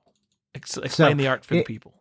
So, I don't know what's going on. It's like clearly the commander Harrington Cragg on his Endless Search ship running down one of the corridors, and one of these aliens is like jumping on top of him, but he's got like a bubble helmet on, and I'm like, does this ship not have oxygen? Like what is happening? He's got like a gun that looks vaguely like a gun or a grappling gun because he's holding it like, Batman's 1989 grapple gun. It's a weird cover. Check it out. Johnny, he doesn't look like he's trying to escape that alien. He looks like he's having relations. Johnny, this is interesting to me ish. The alien looks like Satan. It does a little bit, yeah. So Malagai is like, it's an R10 from this company Answersoft that made all these friggin' rare games. for programmability. And there's a couple on eBay. There's one for $2,400 and there's one for $4,000 that comes with a letter that you got when you bought the game. That's sick. I don't know if I would pay an extra $1,600, like almost double the price to get that letter, but that's pretty cool. So, and there are plenty of solds on on eBay through like the last 15 years. By plenty, I mean like 15, and it's probably the same one a few times. But it does exist. Like one was sold in 2026, one was sold in 2025, 2024. It does pop up. So, it has a price charting history. A lot of these games will have no price charting history. It'll just be a flat line. You have to be careful because every single one of these R10s people make reproductions of. Atari people love reproductions. They're like, oh, I can't own that, but I really want to play that because I really need another maze game in my collection. Yeah. I wonder how this maze game feels. But a cartridge did just sell a few days ago for $600. People are still out here looking for this complete in box. It's around $2,000. It's remarkable that we're doing an R10 episode and we found multiple games that just sold within the last 30 days. But that's what's interesting. So this is not an R10. In the classical sense of R10, this is not an R10. I think Gauntlet from the same company probably is an R10 because I can't find any of those for sale. And like that's kind of... But that's also hiding behind all the other gauntlets. That just makes it impossible. I just look for Gauntlet Atari Sorpa highest price. You would have found it if it's there. But I'm saying if someone doesn't know what they have and it's just like out in the wild, like it's just going to get buried. Sure. All right. So there's no confrontations for sale because that's like genuinely super fucking rare. Yeah. But like Malagai is like, it probably if it was reclassified today, it would be an R9 or something. And some of this stuff, because like some of these ratings were made like 20, 25 years ago, maybe 30 years ago. I don't even know when some of these Atari 2600 ratings were made. Yeah, and I'm not here to criticize the people of DigitPress who put these ratings on in a time when information was worse than it is now. Theoretically worse. Anyways. But this is kind of why a video game rarity guide can't work, because especially with eBay, with the popularity of sales, because look at Air Raid. Air Raid, the first one comes to market in 2010. You would think it's the rarest game that's ever been released. But then because that was such a highly publicized sale, all of a sudden everyone's looking for fucking Air Raid. And so a few more copies were found now that everyone knows to look for it. The world becomes different in the world of eBay and the world of like big public sales. Like just like Sure. When the $100,000 Mario sold, all of a sudden everyone is searching their attic and look at all like the amazing sealed NES games that have been found in the past 5 years, right? Yeah, just out of nowhere. What was crazy? It just came to market. Gloss sticker sealed Super Mario Brothers is on Heritage Auctions right now. The best one, 9.6 A++. Sidebar, another tangent. Certain people who review this podcast hate when we go on tangents. Johnny, there's a 9.6 A++ gloss sticker sealed Super Mario Brothers on Heritage Auctions. That's not a tangent. That's an R10, my friend. What's it gonna sell for? How much did the last one sell for? $100,000. It started the whole craze in like 2018 or 2019. No, but how much did how much did the next one sell for? There is no next one. There's only 3 that exist. This is the first one to come to market since the craze. I know. All right, so let's get into it for a second. Do we think the price is going up or down? We'll start there. From $100,000? Yeah. Way up. Fucking Way up? Resident Evil sold for $100,000. You think it's going way up? Okay, where are you at? Are you doubling the price or are you tripling? Where are you going? So this is, you have to consider like how many people are even in the market for this. Obviously, it's all just, there's only so many people are willing to spend crazy money on video games. And I think those people aren't affected so much by current economic pressures. So that's not a factor. There's like a random rich collector guy. He bought a mint hang tab Super Mario Brothers for $2 million. It might be the most expensive video game sale, or it's definitely up there in most expensive video game sales. And if you bought a hang tab Super Mario Brothers for $2 million, are you telling me when the best one comes to market, the highest grade, earliest known US copy, that you're not going to spend another $2 million just to get that? Because you kind of fucked up when you bought the $2 million copy at the top of the market. Like you do genuinely a mint Super Mario Brothers hang tab, one of the best things you could possibly own, but you fucked up because look, now a better one came to market just a couple of years later. So this is the 10x collecting lifestyle we're living right here, is what you're saying. I don't know, man. I don't know how, like, if you spend $2 million in a video game, for it to go to 20 That's million, 20x. like 20 million starts getting into like serious art and artifact type stuff. There's not a lot of pop culture collectibles. From 100,000, I'm saying this was a 10x collector. Where I think the estimates for this would be probably 1 to 2 million if things are normal. I heard someone say 3 million, and it will take a lot for a video game, any video game, to sell for $3 million. Okay, lock in your bid. Where is it going in? I'm going just over $2 million. I'm going to say 2 million and like change, $2,400,000 or $2,040,000. I'm going 1.2. I think your is a more realistic guess. In my mind, there are just like some people in like Dubai or something just like waiting, and they got like all the heritage auctions people like go out and poke all the rich people, and they're like, hey, I know you don't even collect video games, but by the way, we have the best one possible for sale right now. Logan Paul, go get this one. This is the one you should own. Oh, dude, fucking Logan Paul. Dude, he just sold a Pokemon card for $16 million. You're telling me he's not going to spend $6 million on a Super Mario Brothers? He definitely isn't. But would we be, how would you feel if this went for under 300,000? It's not going to go for, if it goes for under $1 million, video games are dead, dude. That's my honest opinion. If the best game in the highest condition, and I personally don't think it's the best. I literally would rather have a first print Zelda than a second print Mario. I don't care about second prints. This game came out this version of Mario came out in 1986, not 1985. It's fucking trash. I don't care. But that's not the story that sold. The story that sold is it's the earliest US copy in the best condition, which is a very powerful story in terms of price. If it sells for less than $1 million, video games are fucking dead, dude. Is it dead, or did people wake up and say, nah, this isn't the best copy? That's not how people think. If you're investing, complete in box doesn't even exist. Like, sealed is all that matters. And so the fact that there's no sealed matte copy means that this is all you can get.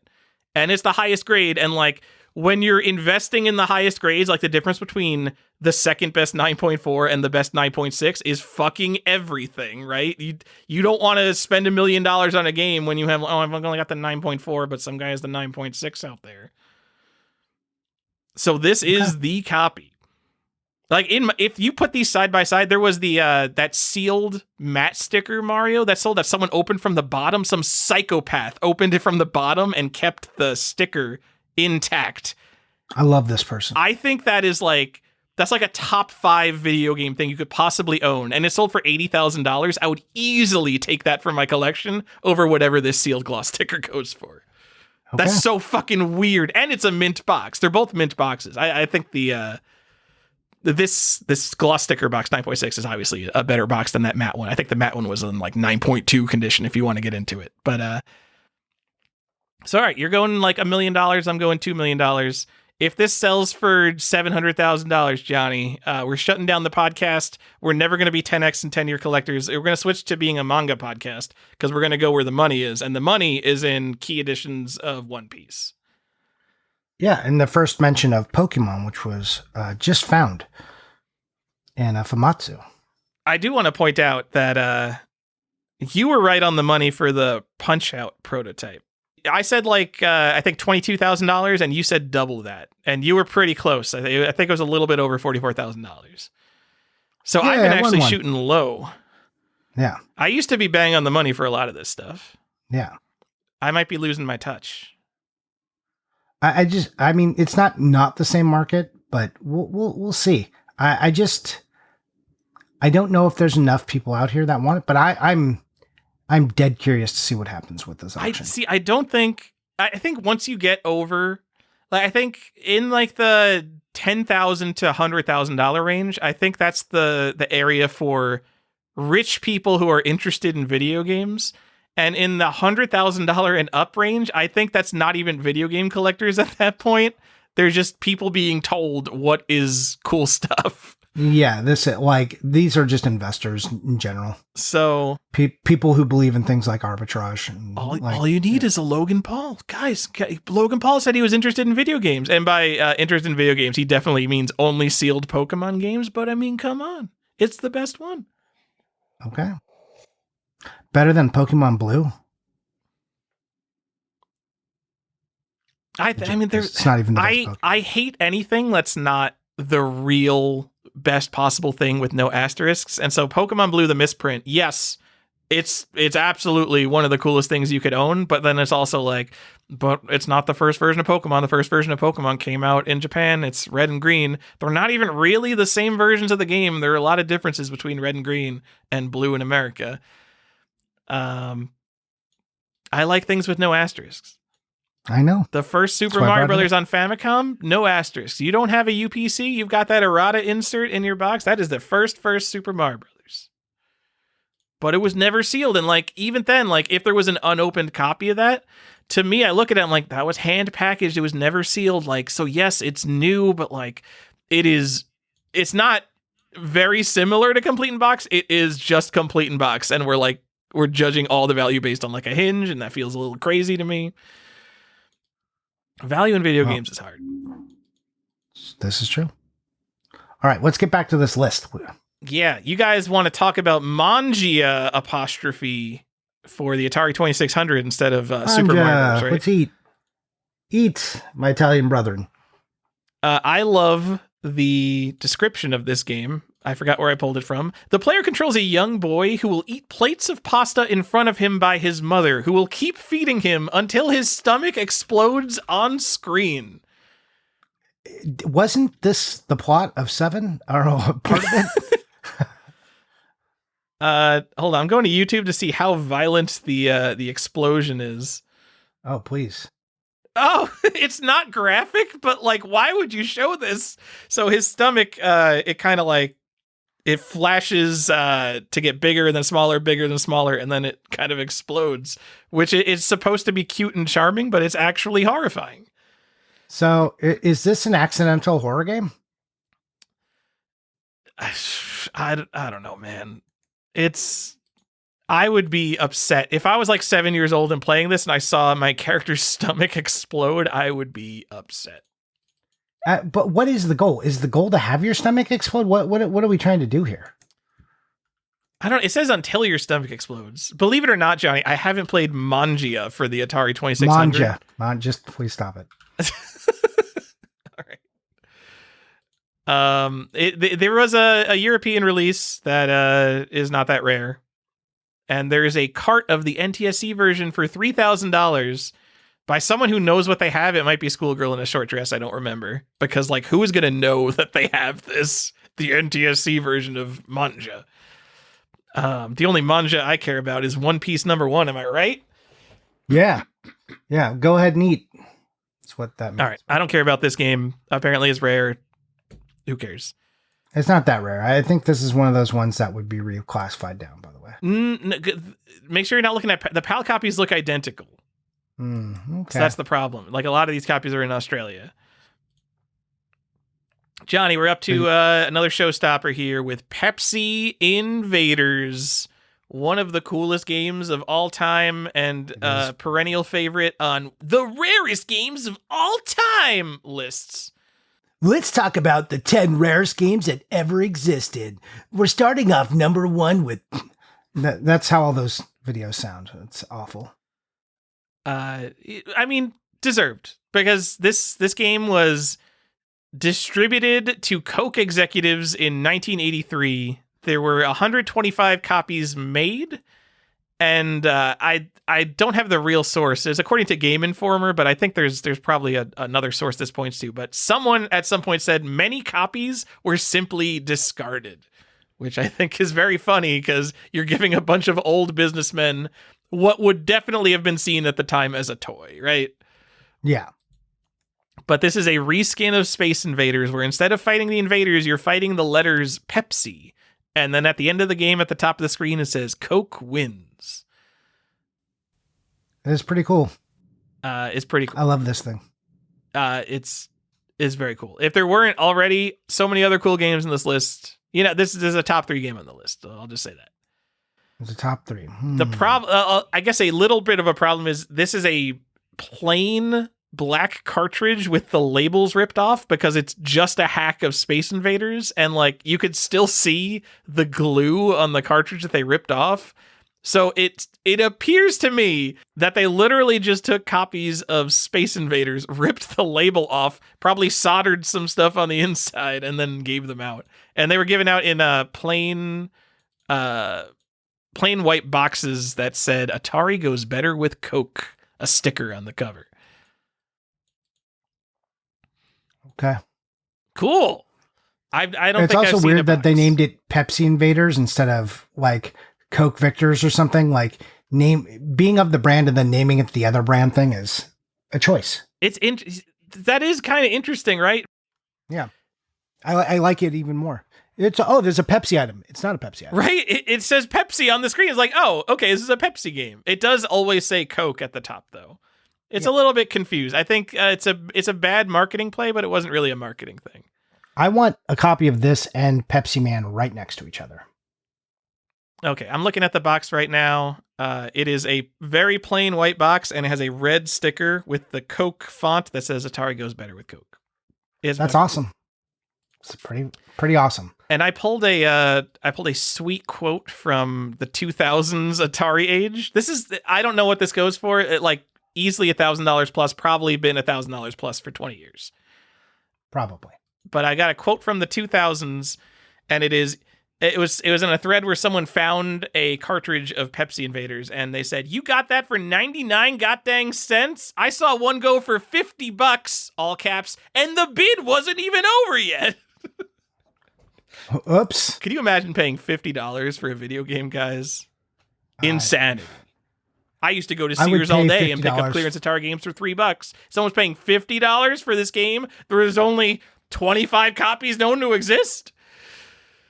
Yeah, one went for like $2,500 in 2023, which doesn't necessarily mean anything because 2023 was a weird time. But man, that feels affordable compared to like some of these other ones that are like unobtainable type stuff. Like Pepsi Invaders is one that people would recognize, and I realize it looks like nothing. It's a plain black cartridge, but like if I was that hardcore into Atari, I would spend $2,500 on a Pepsi Invaders.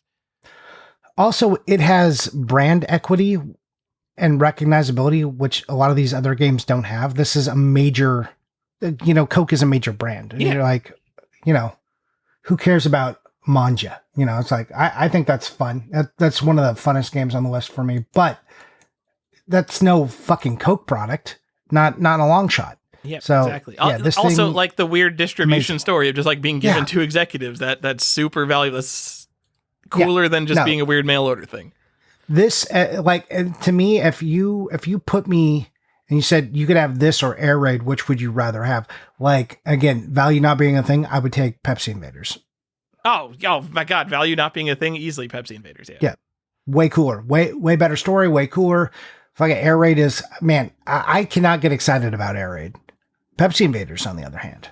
Air Raid is one of those things where so 2010, I was in my prime, I'm buying everything years. Like I'm going to garage sales every weekend. I'm in the thrift stores every week. I'm selling on eBay, flipping to try to build my collection. And that's when Air Raid became a big deal because that's when the first copies were selling. And so it's always been hammered into my head by basically other people. Air Raid is a cool game. Air Raid's a rare game. Air Raid's a super cool game. And that's like before I learned to think for myself what the coolest things are. So I've just got it in my brain. But yeah, that's definitely cooler than Air Raid. Johnny. Yep. Pitfall 2 The Lost Caverns special contest version. What Man, we are this? talking about something that I don't even know exists. What we are both guys who like Pitfall 2 a lot.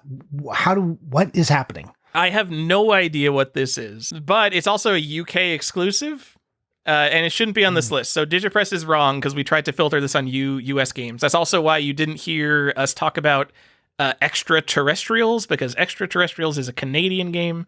Sorry, Atari guys, I don't have anything to say about Extraterrestrials. I don't think one has sold in a very long time or ever. Just know Extraterrestrials is also an R10, incredibly rare and worth thousands of dollars. Pitfall 2, The Lost Caverns Special Contest version. The summer 1984 issue of the Activision Fun Club newsletter mentions 10 special high-tech treasure hunt versions of the game were released that would only display a message on screen. So you would buy Pitfall 2 in the store and you don't get a copy of Pitfall 2. The cartridge just says, call this phone number when you boot it up. And when you do that, you send the cartridge back to Activision. They will give you a real copy of the game. And then there was a drawing where the grand prize was £1,000 and everyone else got £100. Which, yeah, that's cool. But fucking, I'd also be mad that I didn't just have my copy of Pitfall 2. I mean, cool, I won £100. Like, all right. But this is like I gotta go through, like, I gotta go to the mail. I gotta figure out what's going on now. Like, I'm gonna have to wait through 4 to 6 weeks probably to get my real copy of Pitfall 2. It does. Yeah, I don't know. Pretty cool that it exists, but you know what? As you already said, it's a UK game. Who cares? So, get out of here. UK. Theoretically, 10 copies of this exist. So I don't know if anyone even has one of these. And that might be why I've never heard of it. Because 10 copies exist, and you had to send them back to Activision, and they would send you a real copy of the game afterwards. So theoretically, Activision has these. I would almost certainly bet all of them have been thrown out. But please, someone let me know if someone has the copy of Pitfall 2 where it just, you boot it up to a phone number, because that would be cool. That is pretty cool. Except for the fact that it's PAL. Yep. Well, go to the UK and start buying every copy you see and start gambling. I didn't even consider that. What? Well, no. Like, what if you had this? It's not like you had to know what was going on. You booted it up, and it just said to call a phone number. So it's not like they would be like, "Oh, well, fuck this. I guess I didn't get the game," and put it into their collection. It's true. And there were only 10. Man, this is pretty cool, especially because Pitfall 2 is such a good game. So here's the real play. You have to go over there and buy every sealed copy of Pitfall 2 and start opening them. Maybe somebody didn't find one. Oh my Yeah. God. Just buy all the Pitfall 2s. That is a YouTube channel I would watch. Opening another copy of Pitfall 2 to see if I got lucky today. Oh, it's just Pitfall 2 again, guys. And they would all be shorts, and that's all it would require. And then just have him like checking off another loss, just like copies of Pitfall Special Edition versus Pitfall, and just all going to be dashes under Pitfall 2. So this is somewhat interesting because is this even a variant? This is one of those things where it's like your Atari 2600 set can't be complete. And I realize this is a UK game, but like that cartridge was technically released and sold in stores and probably doesn't exist anymore. Yeah, and so if you you're don't kind have of a phone fucked. number cart, you're screwed. It's reminds me of the Vector Man $10,000 competition where supposedly there are copies of Vector Man where after you beat the game, you learn if you win $10,000. So theoretically, the code in that version is different, but I don't know that anyone has ever come forward with like the ROM that shows you that you actually won. Because imagine how rare that would be, right? What if they only made like one of those? Yeah, and all these games that have like just little contest like sheets inside of them, if you aren't the winner, you don't have the good variant. Yeah, absolutely. All right. Looking at you, Rollerball. Johnny, we've come to the pick of the show. The very exciting news in the Atari 2600 world that has just come to our attention. And man, are we on time with this episode, because we're about to talk about Red Sea Crossing from Steve Sack Incorporated. Man, Red Sea Crossing is a mail order only religious game for the Atari 2600. Hold on, I don't remember what the gameplay looks like.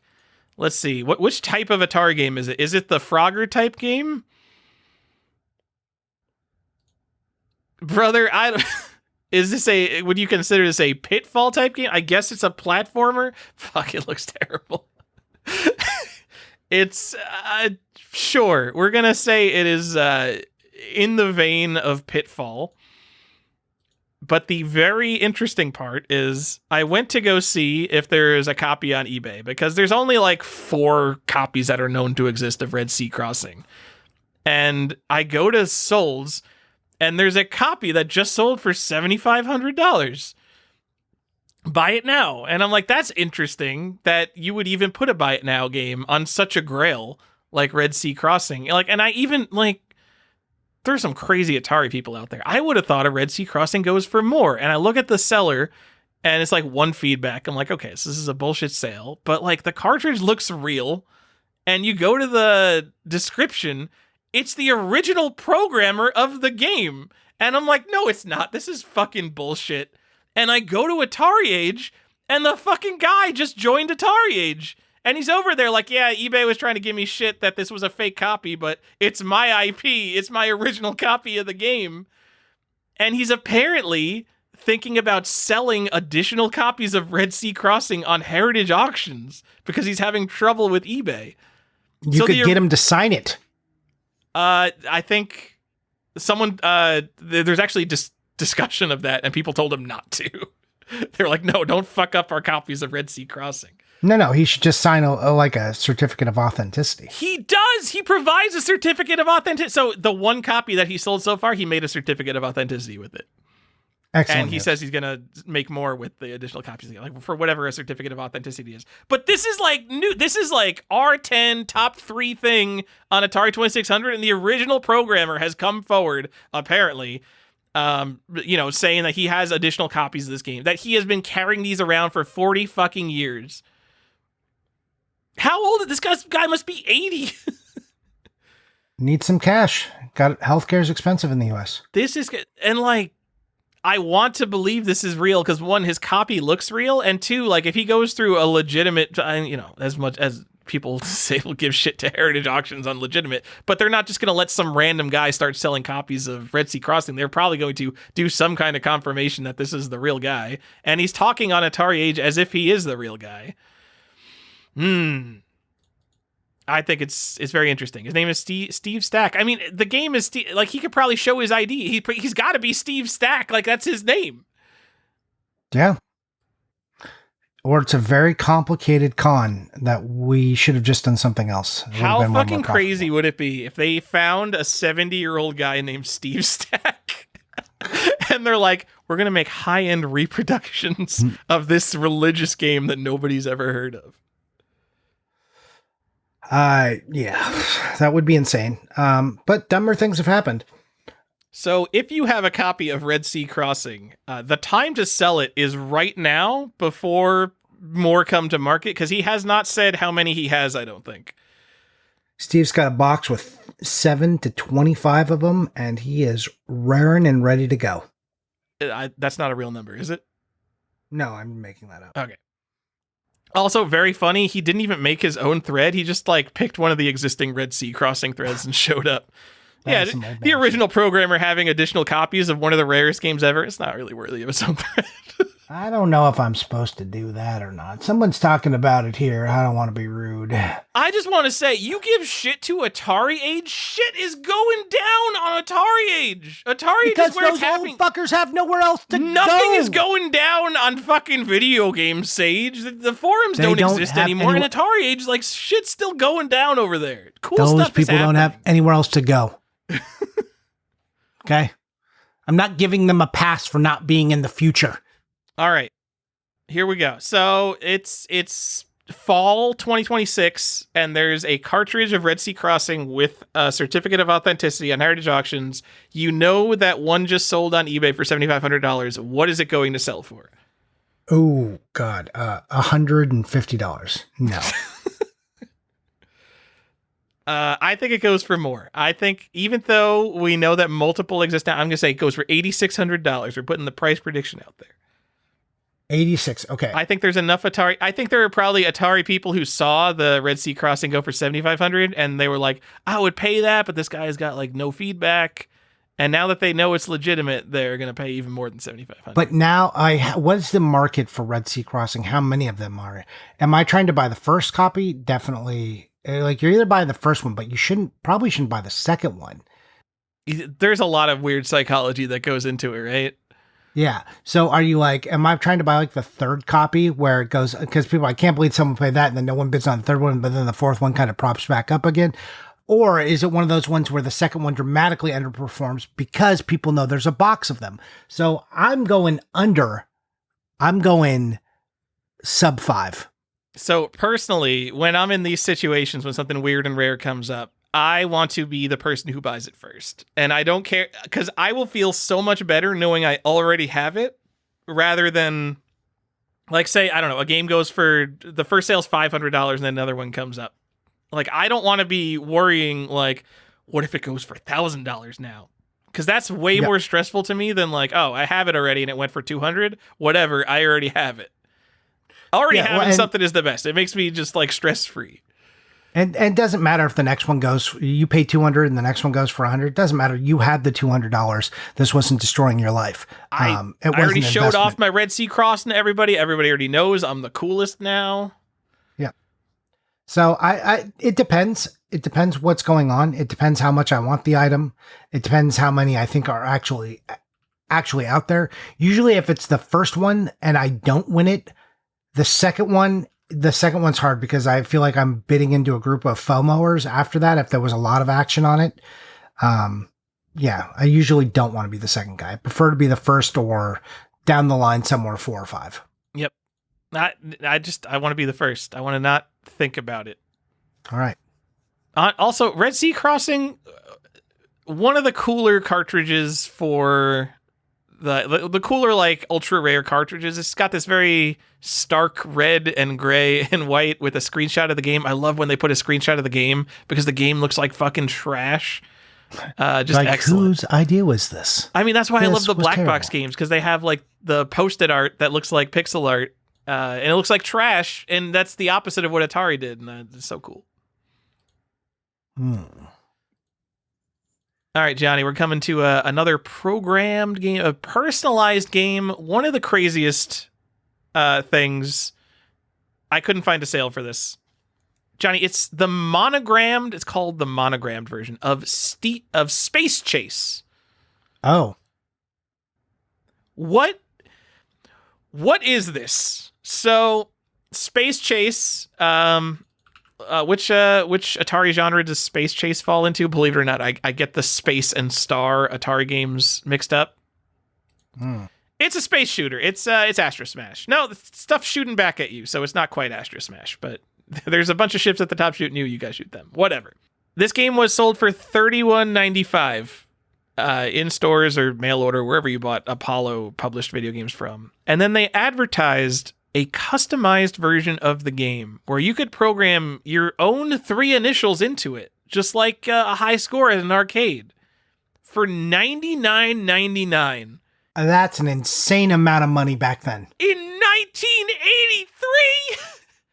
You are crazy. 3 times the cost of the game to program your initials into it? Absolutely no wonder not. It's a fucking R10. The balls they had to even advertise this. Man, there was a lot of cocaine that went into that decision.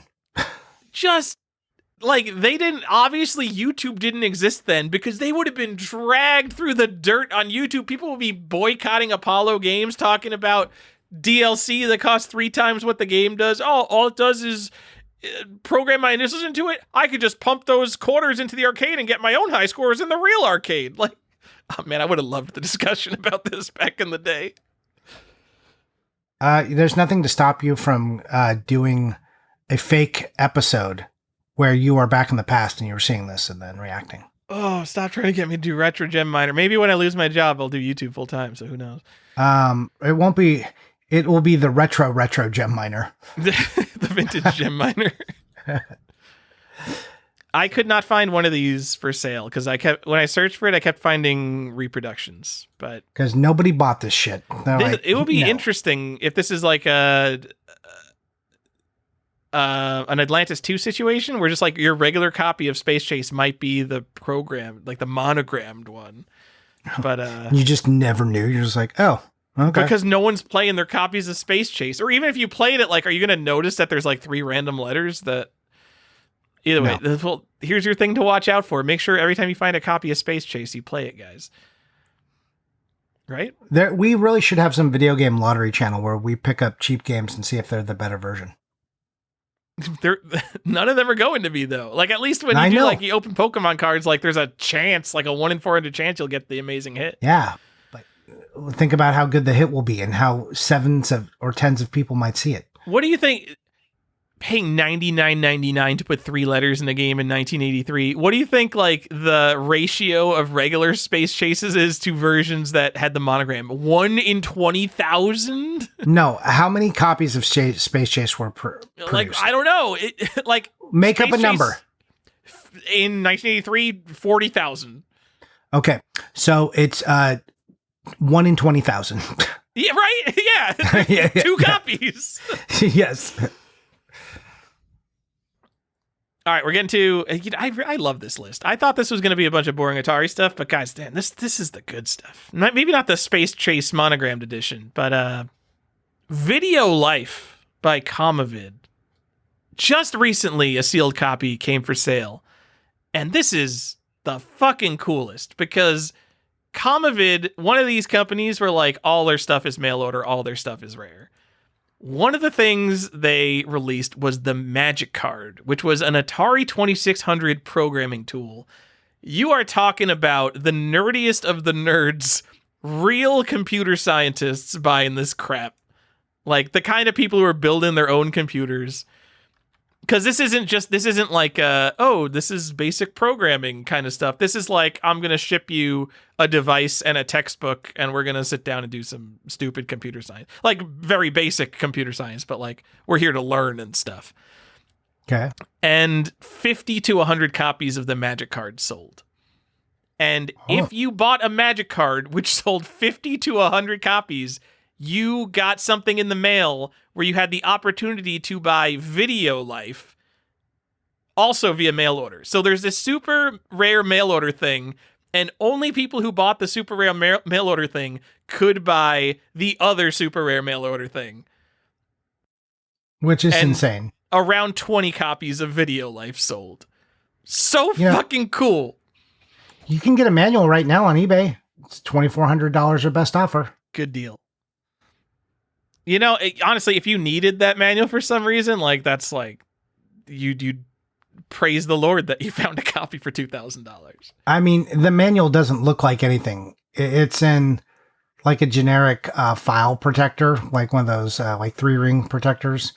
Again, that they bought at Staples just to put this thing in, and it's just stapled on the side, and just like semi-gloss manual. It is not that interesting looking. And they show like every page almost, so that's nice. So Video Life is... by the way, seller? Schoolgirl in a short dress. Yep. They got all the best stuff. They do. Video Life is actually Conway's Game of Life for the Atari 2600, which is something that all you nerds know, and I don't know, how do you explain it? It's imagine a grid full of cells that are each on and off, and you draw a pattern, and then those cells go through a generation. It's supposed to simulate life, and the simulation is like, if your cell is surrounded by 4 other living cells, you die from overcrowding. If your cell is surrounded by like 3 other cells, you generate a new life. And like there's like these different rules, and it makes basically a weird pattern show up on your screen. You're probably more familiar with the spiritual sequel. What's the spiritual sequel? There's 2 actually. It's Evo on the Super Nintendo, and then Seaman for the Dreamcast. It doesn't actually simulate life. It's just if you you guys tell me if there's some younger people listening to this show. If you're like in college or high school and you're doing programming, do people still make Conway's Game of Life? Because I remember distinctly like when I was a very young kid on my dad's TRS-80, I made Conway's Game of Life. And then when I was early on in my computer science degree, I also had to make it for something. It's like a common computer science thing to make because it's very, very easy to make. Somewhat interestingly, a 2003 copy of Chicago Reader. I don't know why they're a video game authority, but this is 2003. We've got limited sources for collecting video games here. Said that copies of Video Life were worth up to $3,000. And this is just, again, video games don't sell for $3,000 in 2003. The concept of video game collecting barely exists in 2003. These are crazy people. And it's already worth $3,000. They should have put that in the S&P 500. Because recently on Heritage Auctions, a sealed one sold for $12,000. Proving that people do very much still care about this. But man, they would have been better putting that in the market for 25 years. Still, this is a very desirable. Imagine if they just bought stock in Apple. Very cool story. All these R10s have very cool stories behind them. Like you'll never get this on a modern game. There's never going to be a game that's a mail order of a mail order on the Nintendo Switch. You know, they could limit it to 999 copies or whatever artificially, but there'll never be a genuinely rare game like this again. So wait till I tell you about Poop Slinger, my man. God, there's only 84 copies that exist, guys. It's only 84. It's rarer than Pepsi Invaders. I don't know why it's so much easier to find Poop Slinger than Pepsi Invaders, but it's rarer than Pepsi Invaders. I'm just saying. Johnny, the last one on our list, rare video game classic, X-Man. And again, I love this game. This is a cool game. It's a cool game, but it's got to be the most known copy of any game on this list, right? Or is it just the one we've talked about the most? I think more people might know Air Raid and Pepsi Invaders than X-Man. Because X-Man's really an Atari person's Atari game. I don't think X-Man appears on rarest game of all time lists, certainly. No, but every time someone talks about porn games, they talk about X-Man. But it's not as popular as like a Custer's Revenge. I don't even think it's as popular as like a Hot Slots. But I think if you talk, because Custer's Revenge is talked about a lot, I think X-Man gets talked about because of that. I mean, yeah, it's recognizable. I'll give it that it's recognizable. It's got all sorts of things going for it. The name itself, X-Man, is a very funny name. It is not only a shameless ripoff of X-Men. The plot of the game, you are a naked man running around a maze of the 7 Atari genres. It's the maze type game. And you are running away from a pair of scissors that are going to cut off your genitals, in which case you would become an X-Man. Oh, God. Get it? Get it? It's a joke. Awful stuff. Maybe the first transphobic game, considering that name, actually. Well, maybe. I don't think that was the intent, but all right. One of the things I like about this game is that it's a maze game, but they clearly didn't have an algorithm that could make a good maze on the Atari 2600. So the maze is really mostly a straight line, and there's like a couple little dead-end paths. So as long as you don't go down the dead-end paths, you just will win every time. And then when you do get to the center of the maze, full screen, huge sprites. There's a naked woman running around and a naked man chasing her, and then they have sex, I think, in multiple positions. The best rendered porn on an 8-bit console, I think. It's incredible. Hell yeah, brother. Yeah, it's good. It's a good reward. I think of this game. This is the old, like the actual vintage game I think of that I think has the most interesting 8-bit pornography. That's something going for it, I think. And then the other game I think of is the NES homebrew Cornball Cocksuckers, which it has a penis reaching completion full screen that is very well rendered. Tyler, a connoisseur of the well rendered penis. Dude, you know what fucking led to this episode is that someone on Video Game Sage said that they were done collecting Switch. Actually, like a significant person in the Switch collecting hobby who was like keeping a spreadsheet up to date with all the Switch stuff. And they said like, yeah, I'm not really interested in modern stuff past like the GameCube. and Xbox and all that. And I was like, hell yeah, but now you don't have to care about like collector's editions and limited run games and all that stupid bullshit. Because back in the day, a rare video game was themed around diabetes or 8-bit pornography, and those are the games we collected, and that's what was fucking cool. And that's kind of what led to this episode, because 8-bit pornography is cool. It's so fucking weird and off the wall. We don't have anything like that today. Yeah, you know what? If you want a copy of this game, this is definitely not an R10, by the way. Definitely. This is the most not R10 on the list. They definitely found case packs of this because you could pretty easily get a sealed copy of this now. Yeah, was this like an R8? Yeah, it's hard to say. I think, I don't know if we have enough to make a whole episode on this, but it's one of these games like the Aladdin Deck Enhancer on NES or Caltron 6-in-1, where it used to be very, very hard to find them, and now it's just like, oh, let me just go get one of those. So they're still very rare. You'll never find one in the wild except from the ones that came from case packs. So it's a weird thing. So there's Dutch Boy Games has one right now for a very reasonable $500. That seems actually very reasonable. A sealed one in VGA 85 plus just sold for $1,000. I feel like this used to be more expensive. Yeah, I mean there are still copies that are like $1,800, $1,500. But if you want this game, it's obtainable. But you are going to spend on it. This is not like just because we're like, oh, it's not an R10. You are still going to spend money on this game. That is happening. Yeah, and I think they not only on eBay, these have appeared on Heritage and like multiple copies that have been like, oh, this isn't a rare game anymore kind of way. So fuck you, X-Man. Your R10 status is revoked. We've got a Pitfall competition cartridge that we don't even know if it exists, and you're going to tell me a sealed game I could get for $1,000 is an R10? Get the fuck out of here, X-Men. Yeah. X-Man. Get out, liar. All right. That's the whole list. We did all the Atari games. Now, like I was kind of probing you on it earlier, but now that we've got the whole list, price not we're not talking about price. Price is not the factor. The coolest 3 games on this list. Pepsi Invaders is number 1. It's got the brand thing going on. I agree, actually.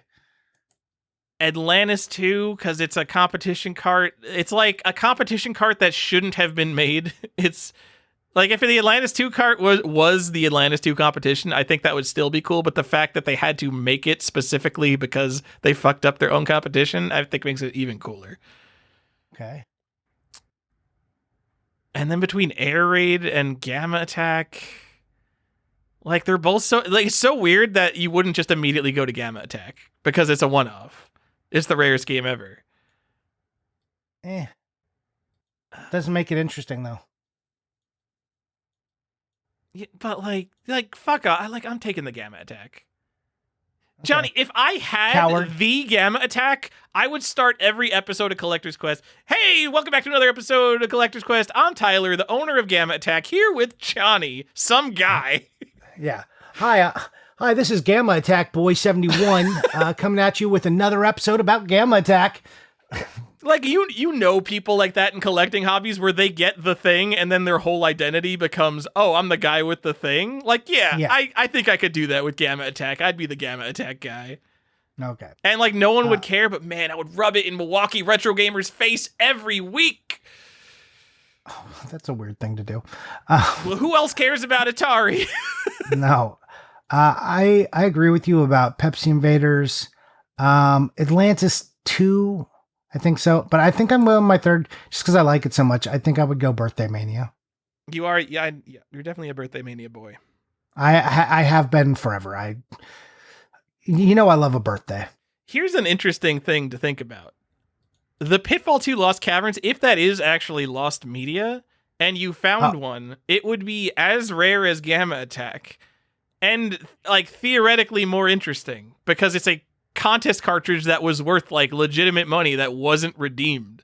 If we actually confirm this and like expand, like this wasn't US, so but if we like confirm this, like that would go number 2 on my list. pretty cool. Yeah, like I would remove Atlantis and I would put in that. I would be very happy with an Atari collection of Pepsi Invaders, Pitfall 2, special contest version, and Birthday Mania. Like I would think I was the fucking coolest. So Johnny, I really enjoyed this episode. I love talking about Atari games, especially rare stuff that I'm never going to own. This episode originally was going to be about all of the R10s, and we were going to rate like how many of them are still R10s and how many of them people still care about. And the answer is, if you're not an Atari 2600 R10, no one cares about you. Here's how bad the slander is beyond the Atari one. So they put in a generic price for all the Atari games, right, that they'd ever found and seen. And they put in this generic value in USD of $999. Okay. And this is what DigitPress did on their guide. When you get to Commodore 64, suddenly it's $75, $60, $50. You're like, not $999. The VIC-21s are all just $100 standard, because even back then they knew no one cared about that shit. I very much enjoy. You don't want to talk about the Commodore 64 games like Ultrex Quadro Maze? I think that's a real grail that people are. Look, I would love to talk about Princess and the Frog and Block Hopper, and Matterhorn. I think these are cool things. However, what about Conversational French for the Intellivision? I believe that is a IntelliVoice game. I think that's actually kind of interesting. I mean, it's okay. Intellivision grails out here. Yeah, that is more interesting than most of the stuff on the list, like these random TRS-80 games. Like when you get to computer games, Star Blaster. Like if you're not collecting a set, like no one is collecting the VIC-20 set. So no. If you have an R10 blackjack, like what is that? Who cares? But the VIC-20 has two very cool games on them. It's got Close Encounters of the Worst Kind and Mario's Brewery. Mario's Brewery, a bootleg Mario game. Bootleg because it's a brewery game. Josh Byerly owns a complete copy of it. I own a cartridge. So Mario's Brewery, one of the more interesting things in this list because it's a Mario game. It's not a Mario game. Select a game as a Pac-Man 2. The Lightspan PlayStation has two Lightspan games that are R10s, and the Elemental Gear Assassin case. There's all these. So when you buy a box of Lightspan games, you're getting like 30 random discs, essentially. I'm sure they're not random, but that's what it feels like. And apparently 16 Tales 2 and 16 Tales 4 are PlayStation R10s. What is the DigitPress value of them? $5 each. Which is probably correct. Lightspan games aren't worth anything, and I don't know why. They are probably the rarest, least valuable games. Like Lightspan games are worth nothing. They're like $1 each still. I'm looking up Lightspan right now. Yeah, they're like $1 each still. What are we doing, guys? I know they're not Nintendo World Championships, but $1 each for educational exclusive PlayStation games? Let's get these Lightspan games off eBay. These are awesome. No. They're less than $1 each. So, where do you think Outback Joey lives? That's a 10, right? Is it? I mean, there's 1,500 copies of that, aren't there? They call Outback Joey a 10, but I also call it a prototype. Yeah, there's sometimes bullshit with their prototype designation. Yeah. I mean, but also they may have put it in there before more information was around. So, RCA Studio 2 Bingo is an R10. That's a hot one that VG Collectaholic got. I own an R10 on this list. Do you? Shut the fuck up, Johnny. Not all of us could be cool collectors. Do you own any R10s? Tell me about some R10s you own on this list. I definitely don't own an R10, I don't think. Not on any of these? Damn, dude. Sucks. Sucks to suck. Because the only ones I care about are the Atari ones, and those are the only ones anyone cares about. But Johnny, what's your R10? I got that Blockbuster World Championship. Yeah, you're fucking awesome. Our buddy Game Rave, he probably has both of those Lightspan games, but he also has the Elemental Gear Bolt Assassin's he's got case. 3. Yeah. I know some people with some of these R10s. I may have an R9 coming. Oh, wait, I got Mario's Brewery. You did it. I only have a cartridge, but whatever. I'm counting it. Fuck it. You got it. You count. We're R10 bros. Dude, we're R10 bros. That's the new Sick. name of the podcast because Collector's Quest is being co-opted by too many people. There's too many things called Collector's Quest now. Yep. It was only a matter of time before they realized how good our name was. All right. Johnny, what are you buying? What are you playing? Wasn't this going to be a quick episode? This is like a long episode now. This is a long episode. This is your fault. Dude, we talked about such good stuff, though. Come on. Man, let's see. I played more Pokemon. I've played more Pokemon Fire Red. Cool. Who's your main? What's your team? So right now I'm still leveling my son's other Pokemon up to get them next to where Charmander is. But we're all rocking like level 25-ish now. So right now I'm pretty basic. I've got a Sandshrew in there. I've got Pikachu, Nidoking or Nidoqueen. What does double kick? Charmander and Pikachu. I think I'm missing one. You need Alakazam in there. Do I need an Alakazam? I have Jigglypuff. That's the other one I have. Because it sings shit to sleep.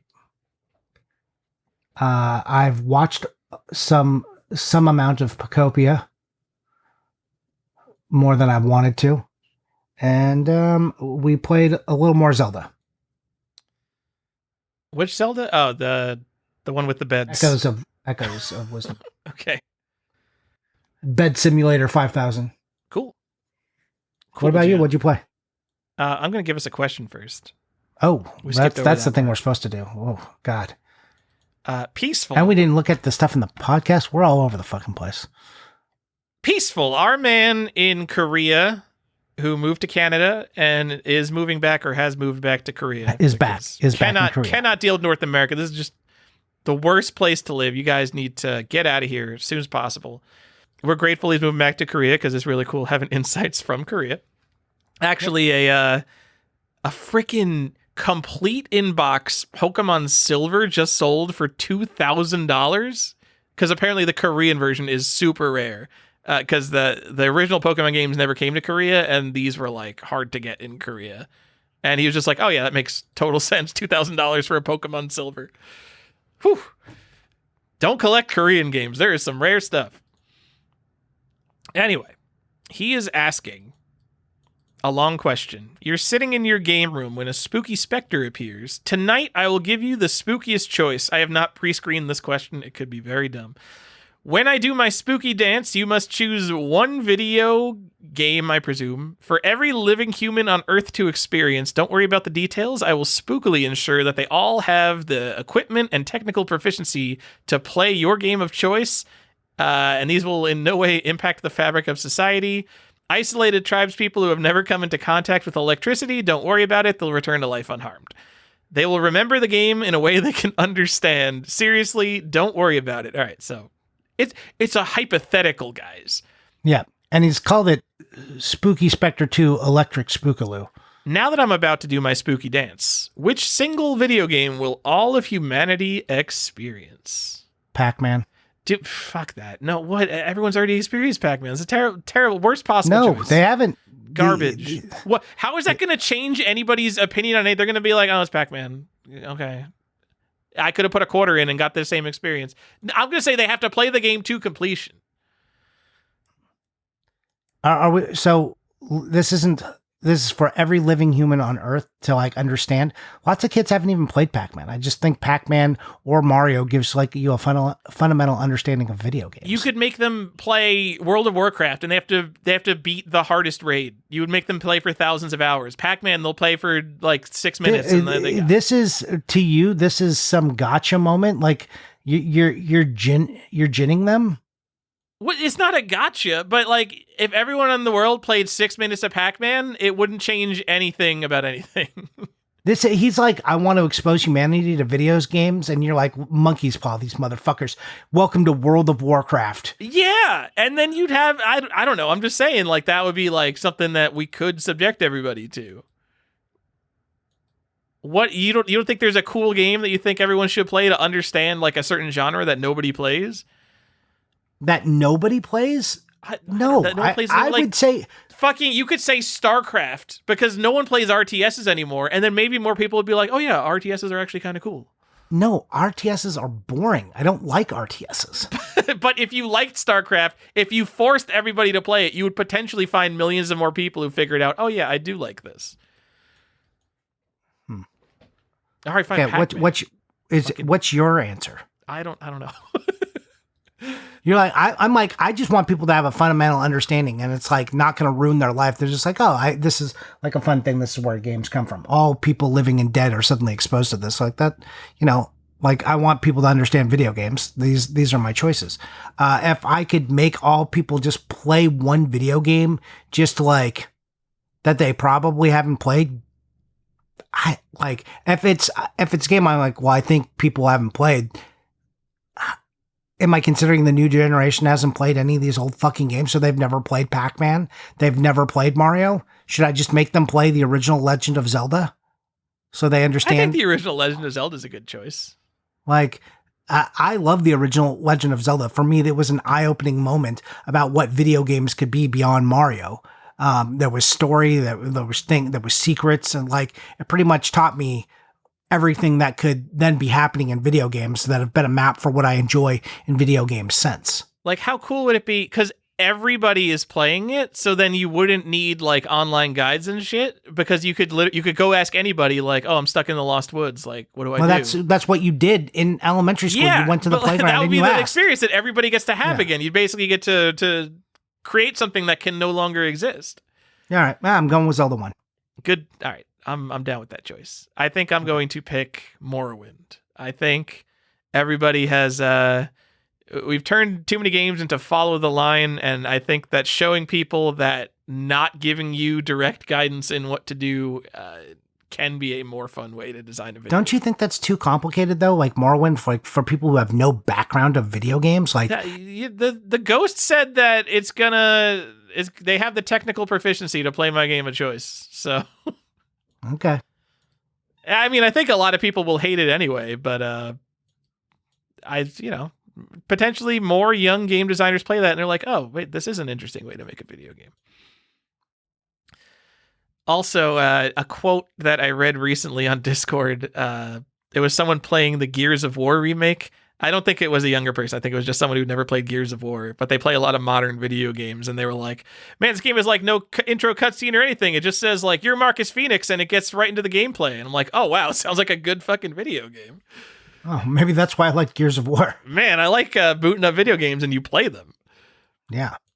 It's why I don't like the Metal Gear games of the more recent ones.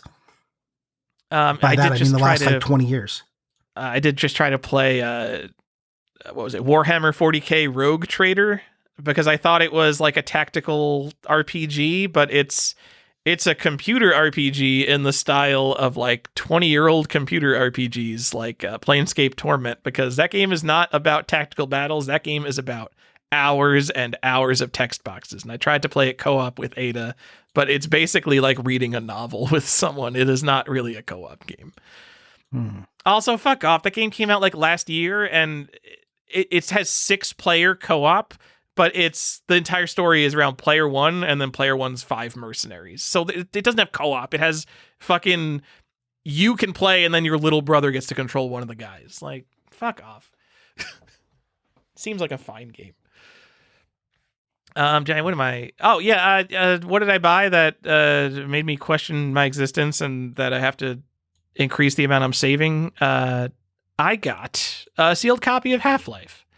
Oh. Whoa. It's a good one.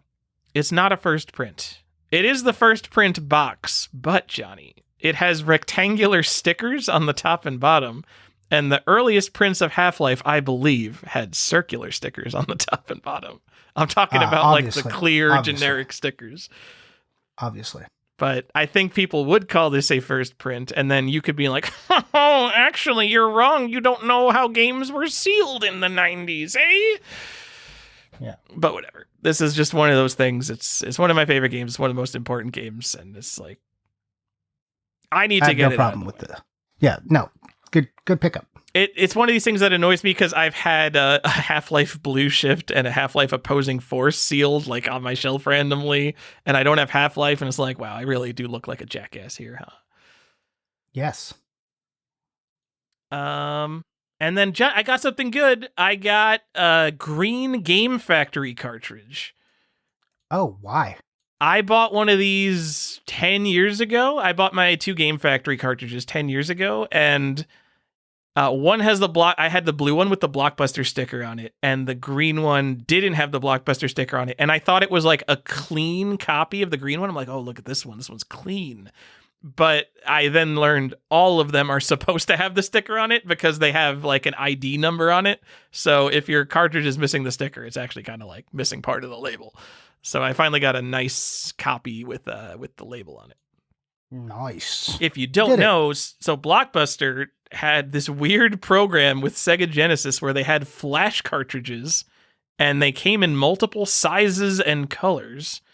And so I think I forget, either the green one or the blue one is twice the capacity of the other one. And then there's a red one, Johnny. No, there's not you'll a red dispute. One. It 100% exists.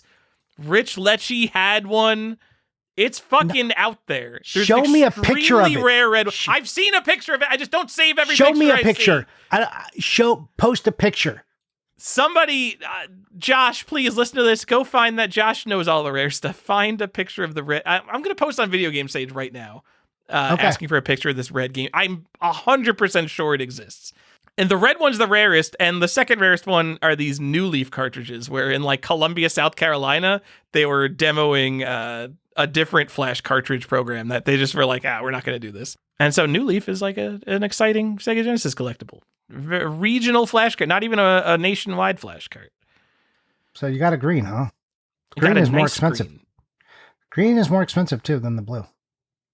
Yeah, that's probably why I've been putting off upgrading my copy for so long. I was waiting for a nice one with a no reserve auction. Yeah.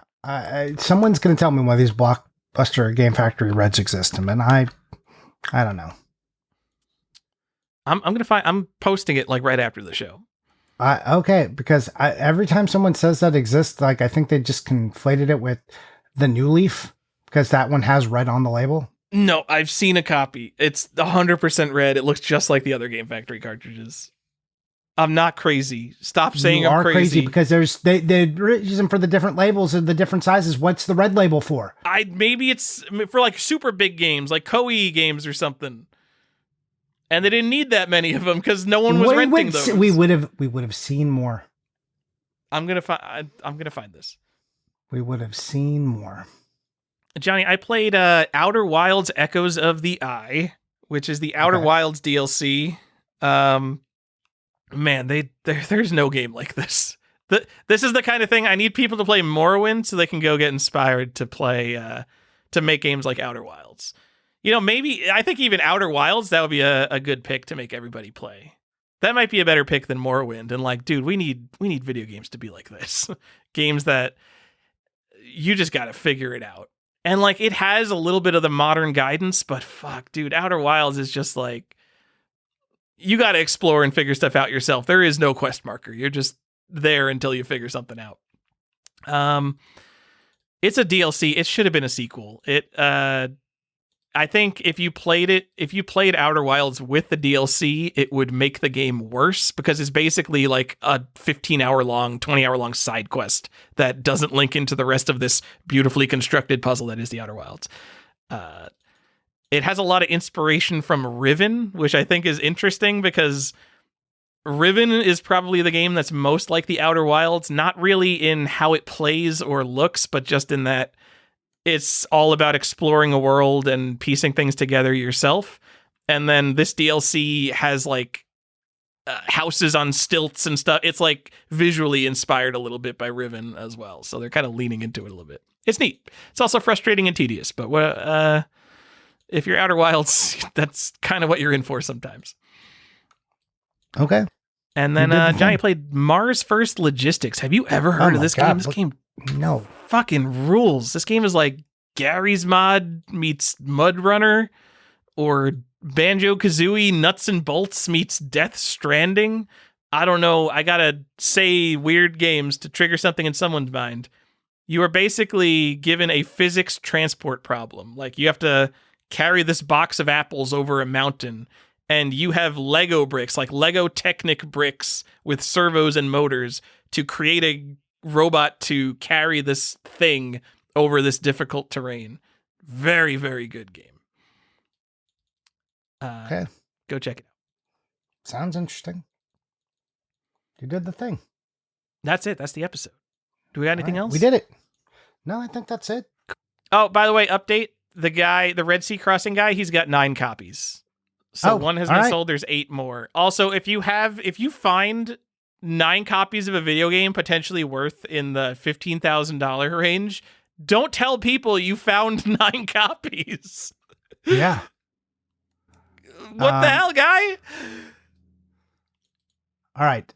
Best thing I saw in there. I'm gonna go with a look, the Fleo's got like his Racer Mate too, and that's cute. But have you seen Josh Gelb's pinball machines? Look at this beauty. Look at this Pokemon. Josh Gelb did Who's that Pokemon? It's Pikachu and Eevee right there. The Stern limited edition Pokemon. Josh Gelb's very fancy. New pinball machines, man, they're fucking expensive now, and like the limited editions are like extortionate. So pinball machines are sold in 3 trim levels. There's the Pro, which is the shitty version for poor people. There's the Premium, which has all the features. It usually has some more mechanical features, maybe a slightly different playfield layout and different rules. And then the limited edition is just the premium with like gaudy shit that you absolutely don't need, like an extra trim or like a topper that you put on the top. It has different art so everybody knows you have it. And it's only just to like show off, I'm the coolest fucking collector there is because I got the limited edition pinball machine.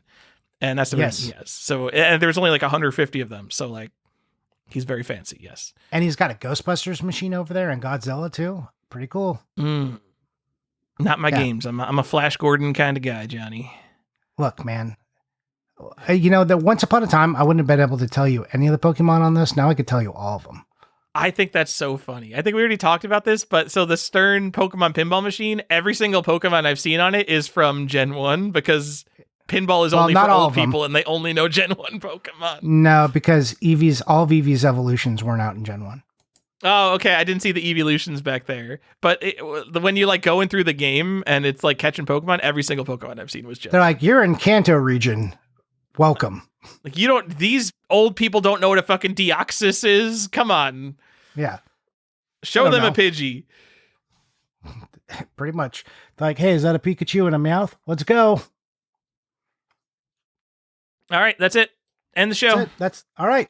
Hey, everybody, thanks for listening. If you want to show off your stuff and you want your questions read on the show, then you can do that by joining our Patreon. It's patreon.com/collectorsquest. It's $4. I think they did something where they're making people do like yearly subscriptions, but you cancel. I don't know if that's taken effect, but I know Patreon's doing some nonsense, so beware of that. Anyways, we appreciate you all. Thank you for listening to the show. That's it. We're out of here. Bye!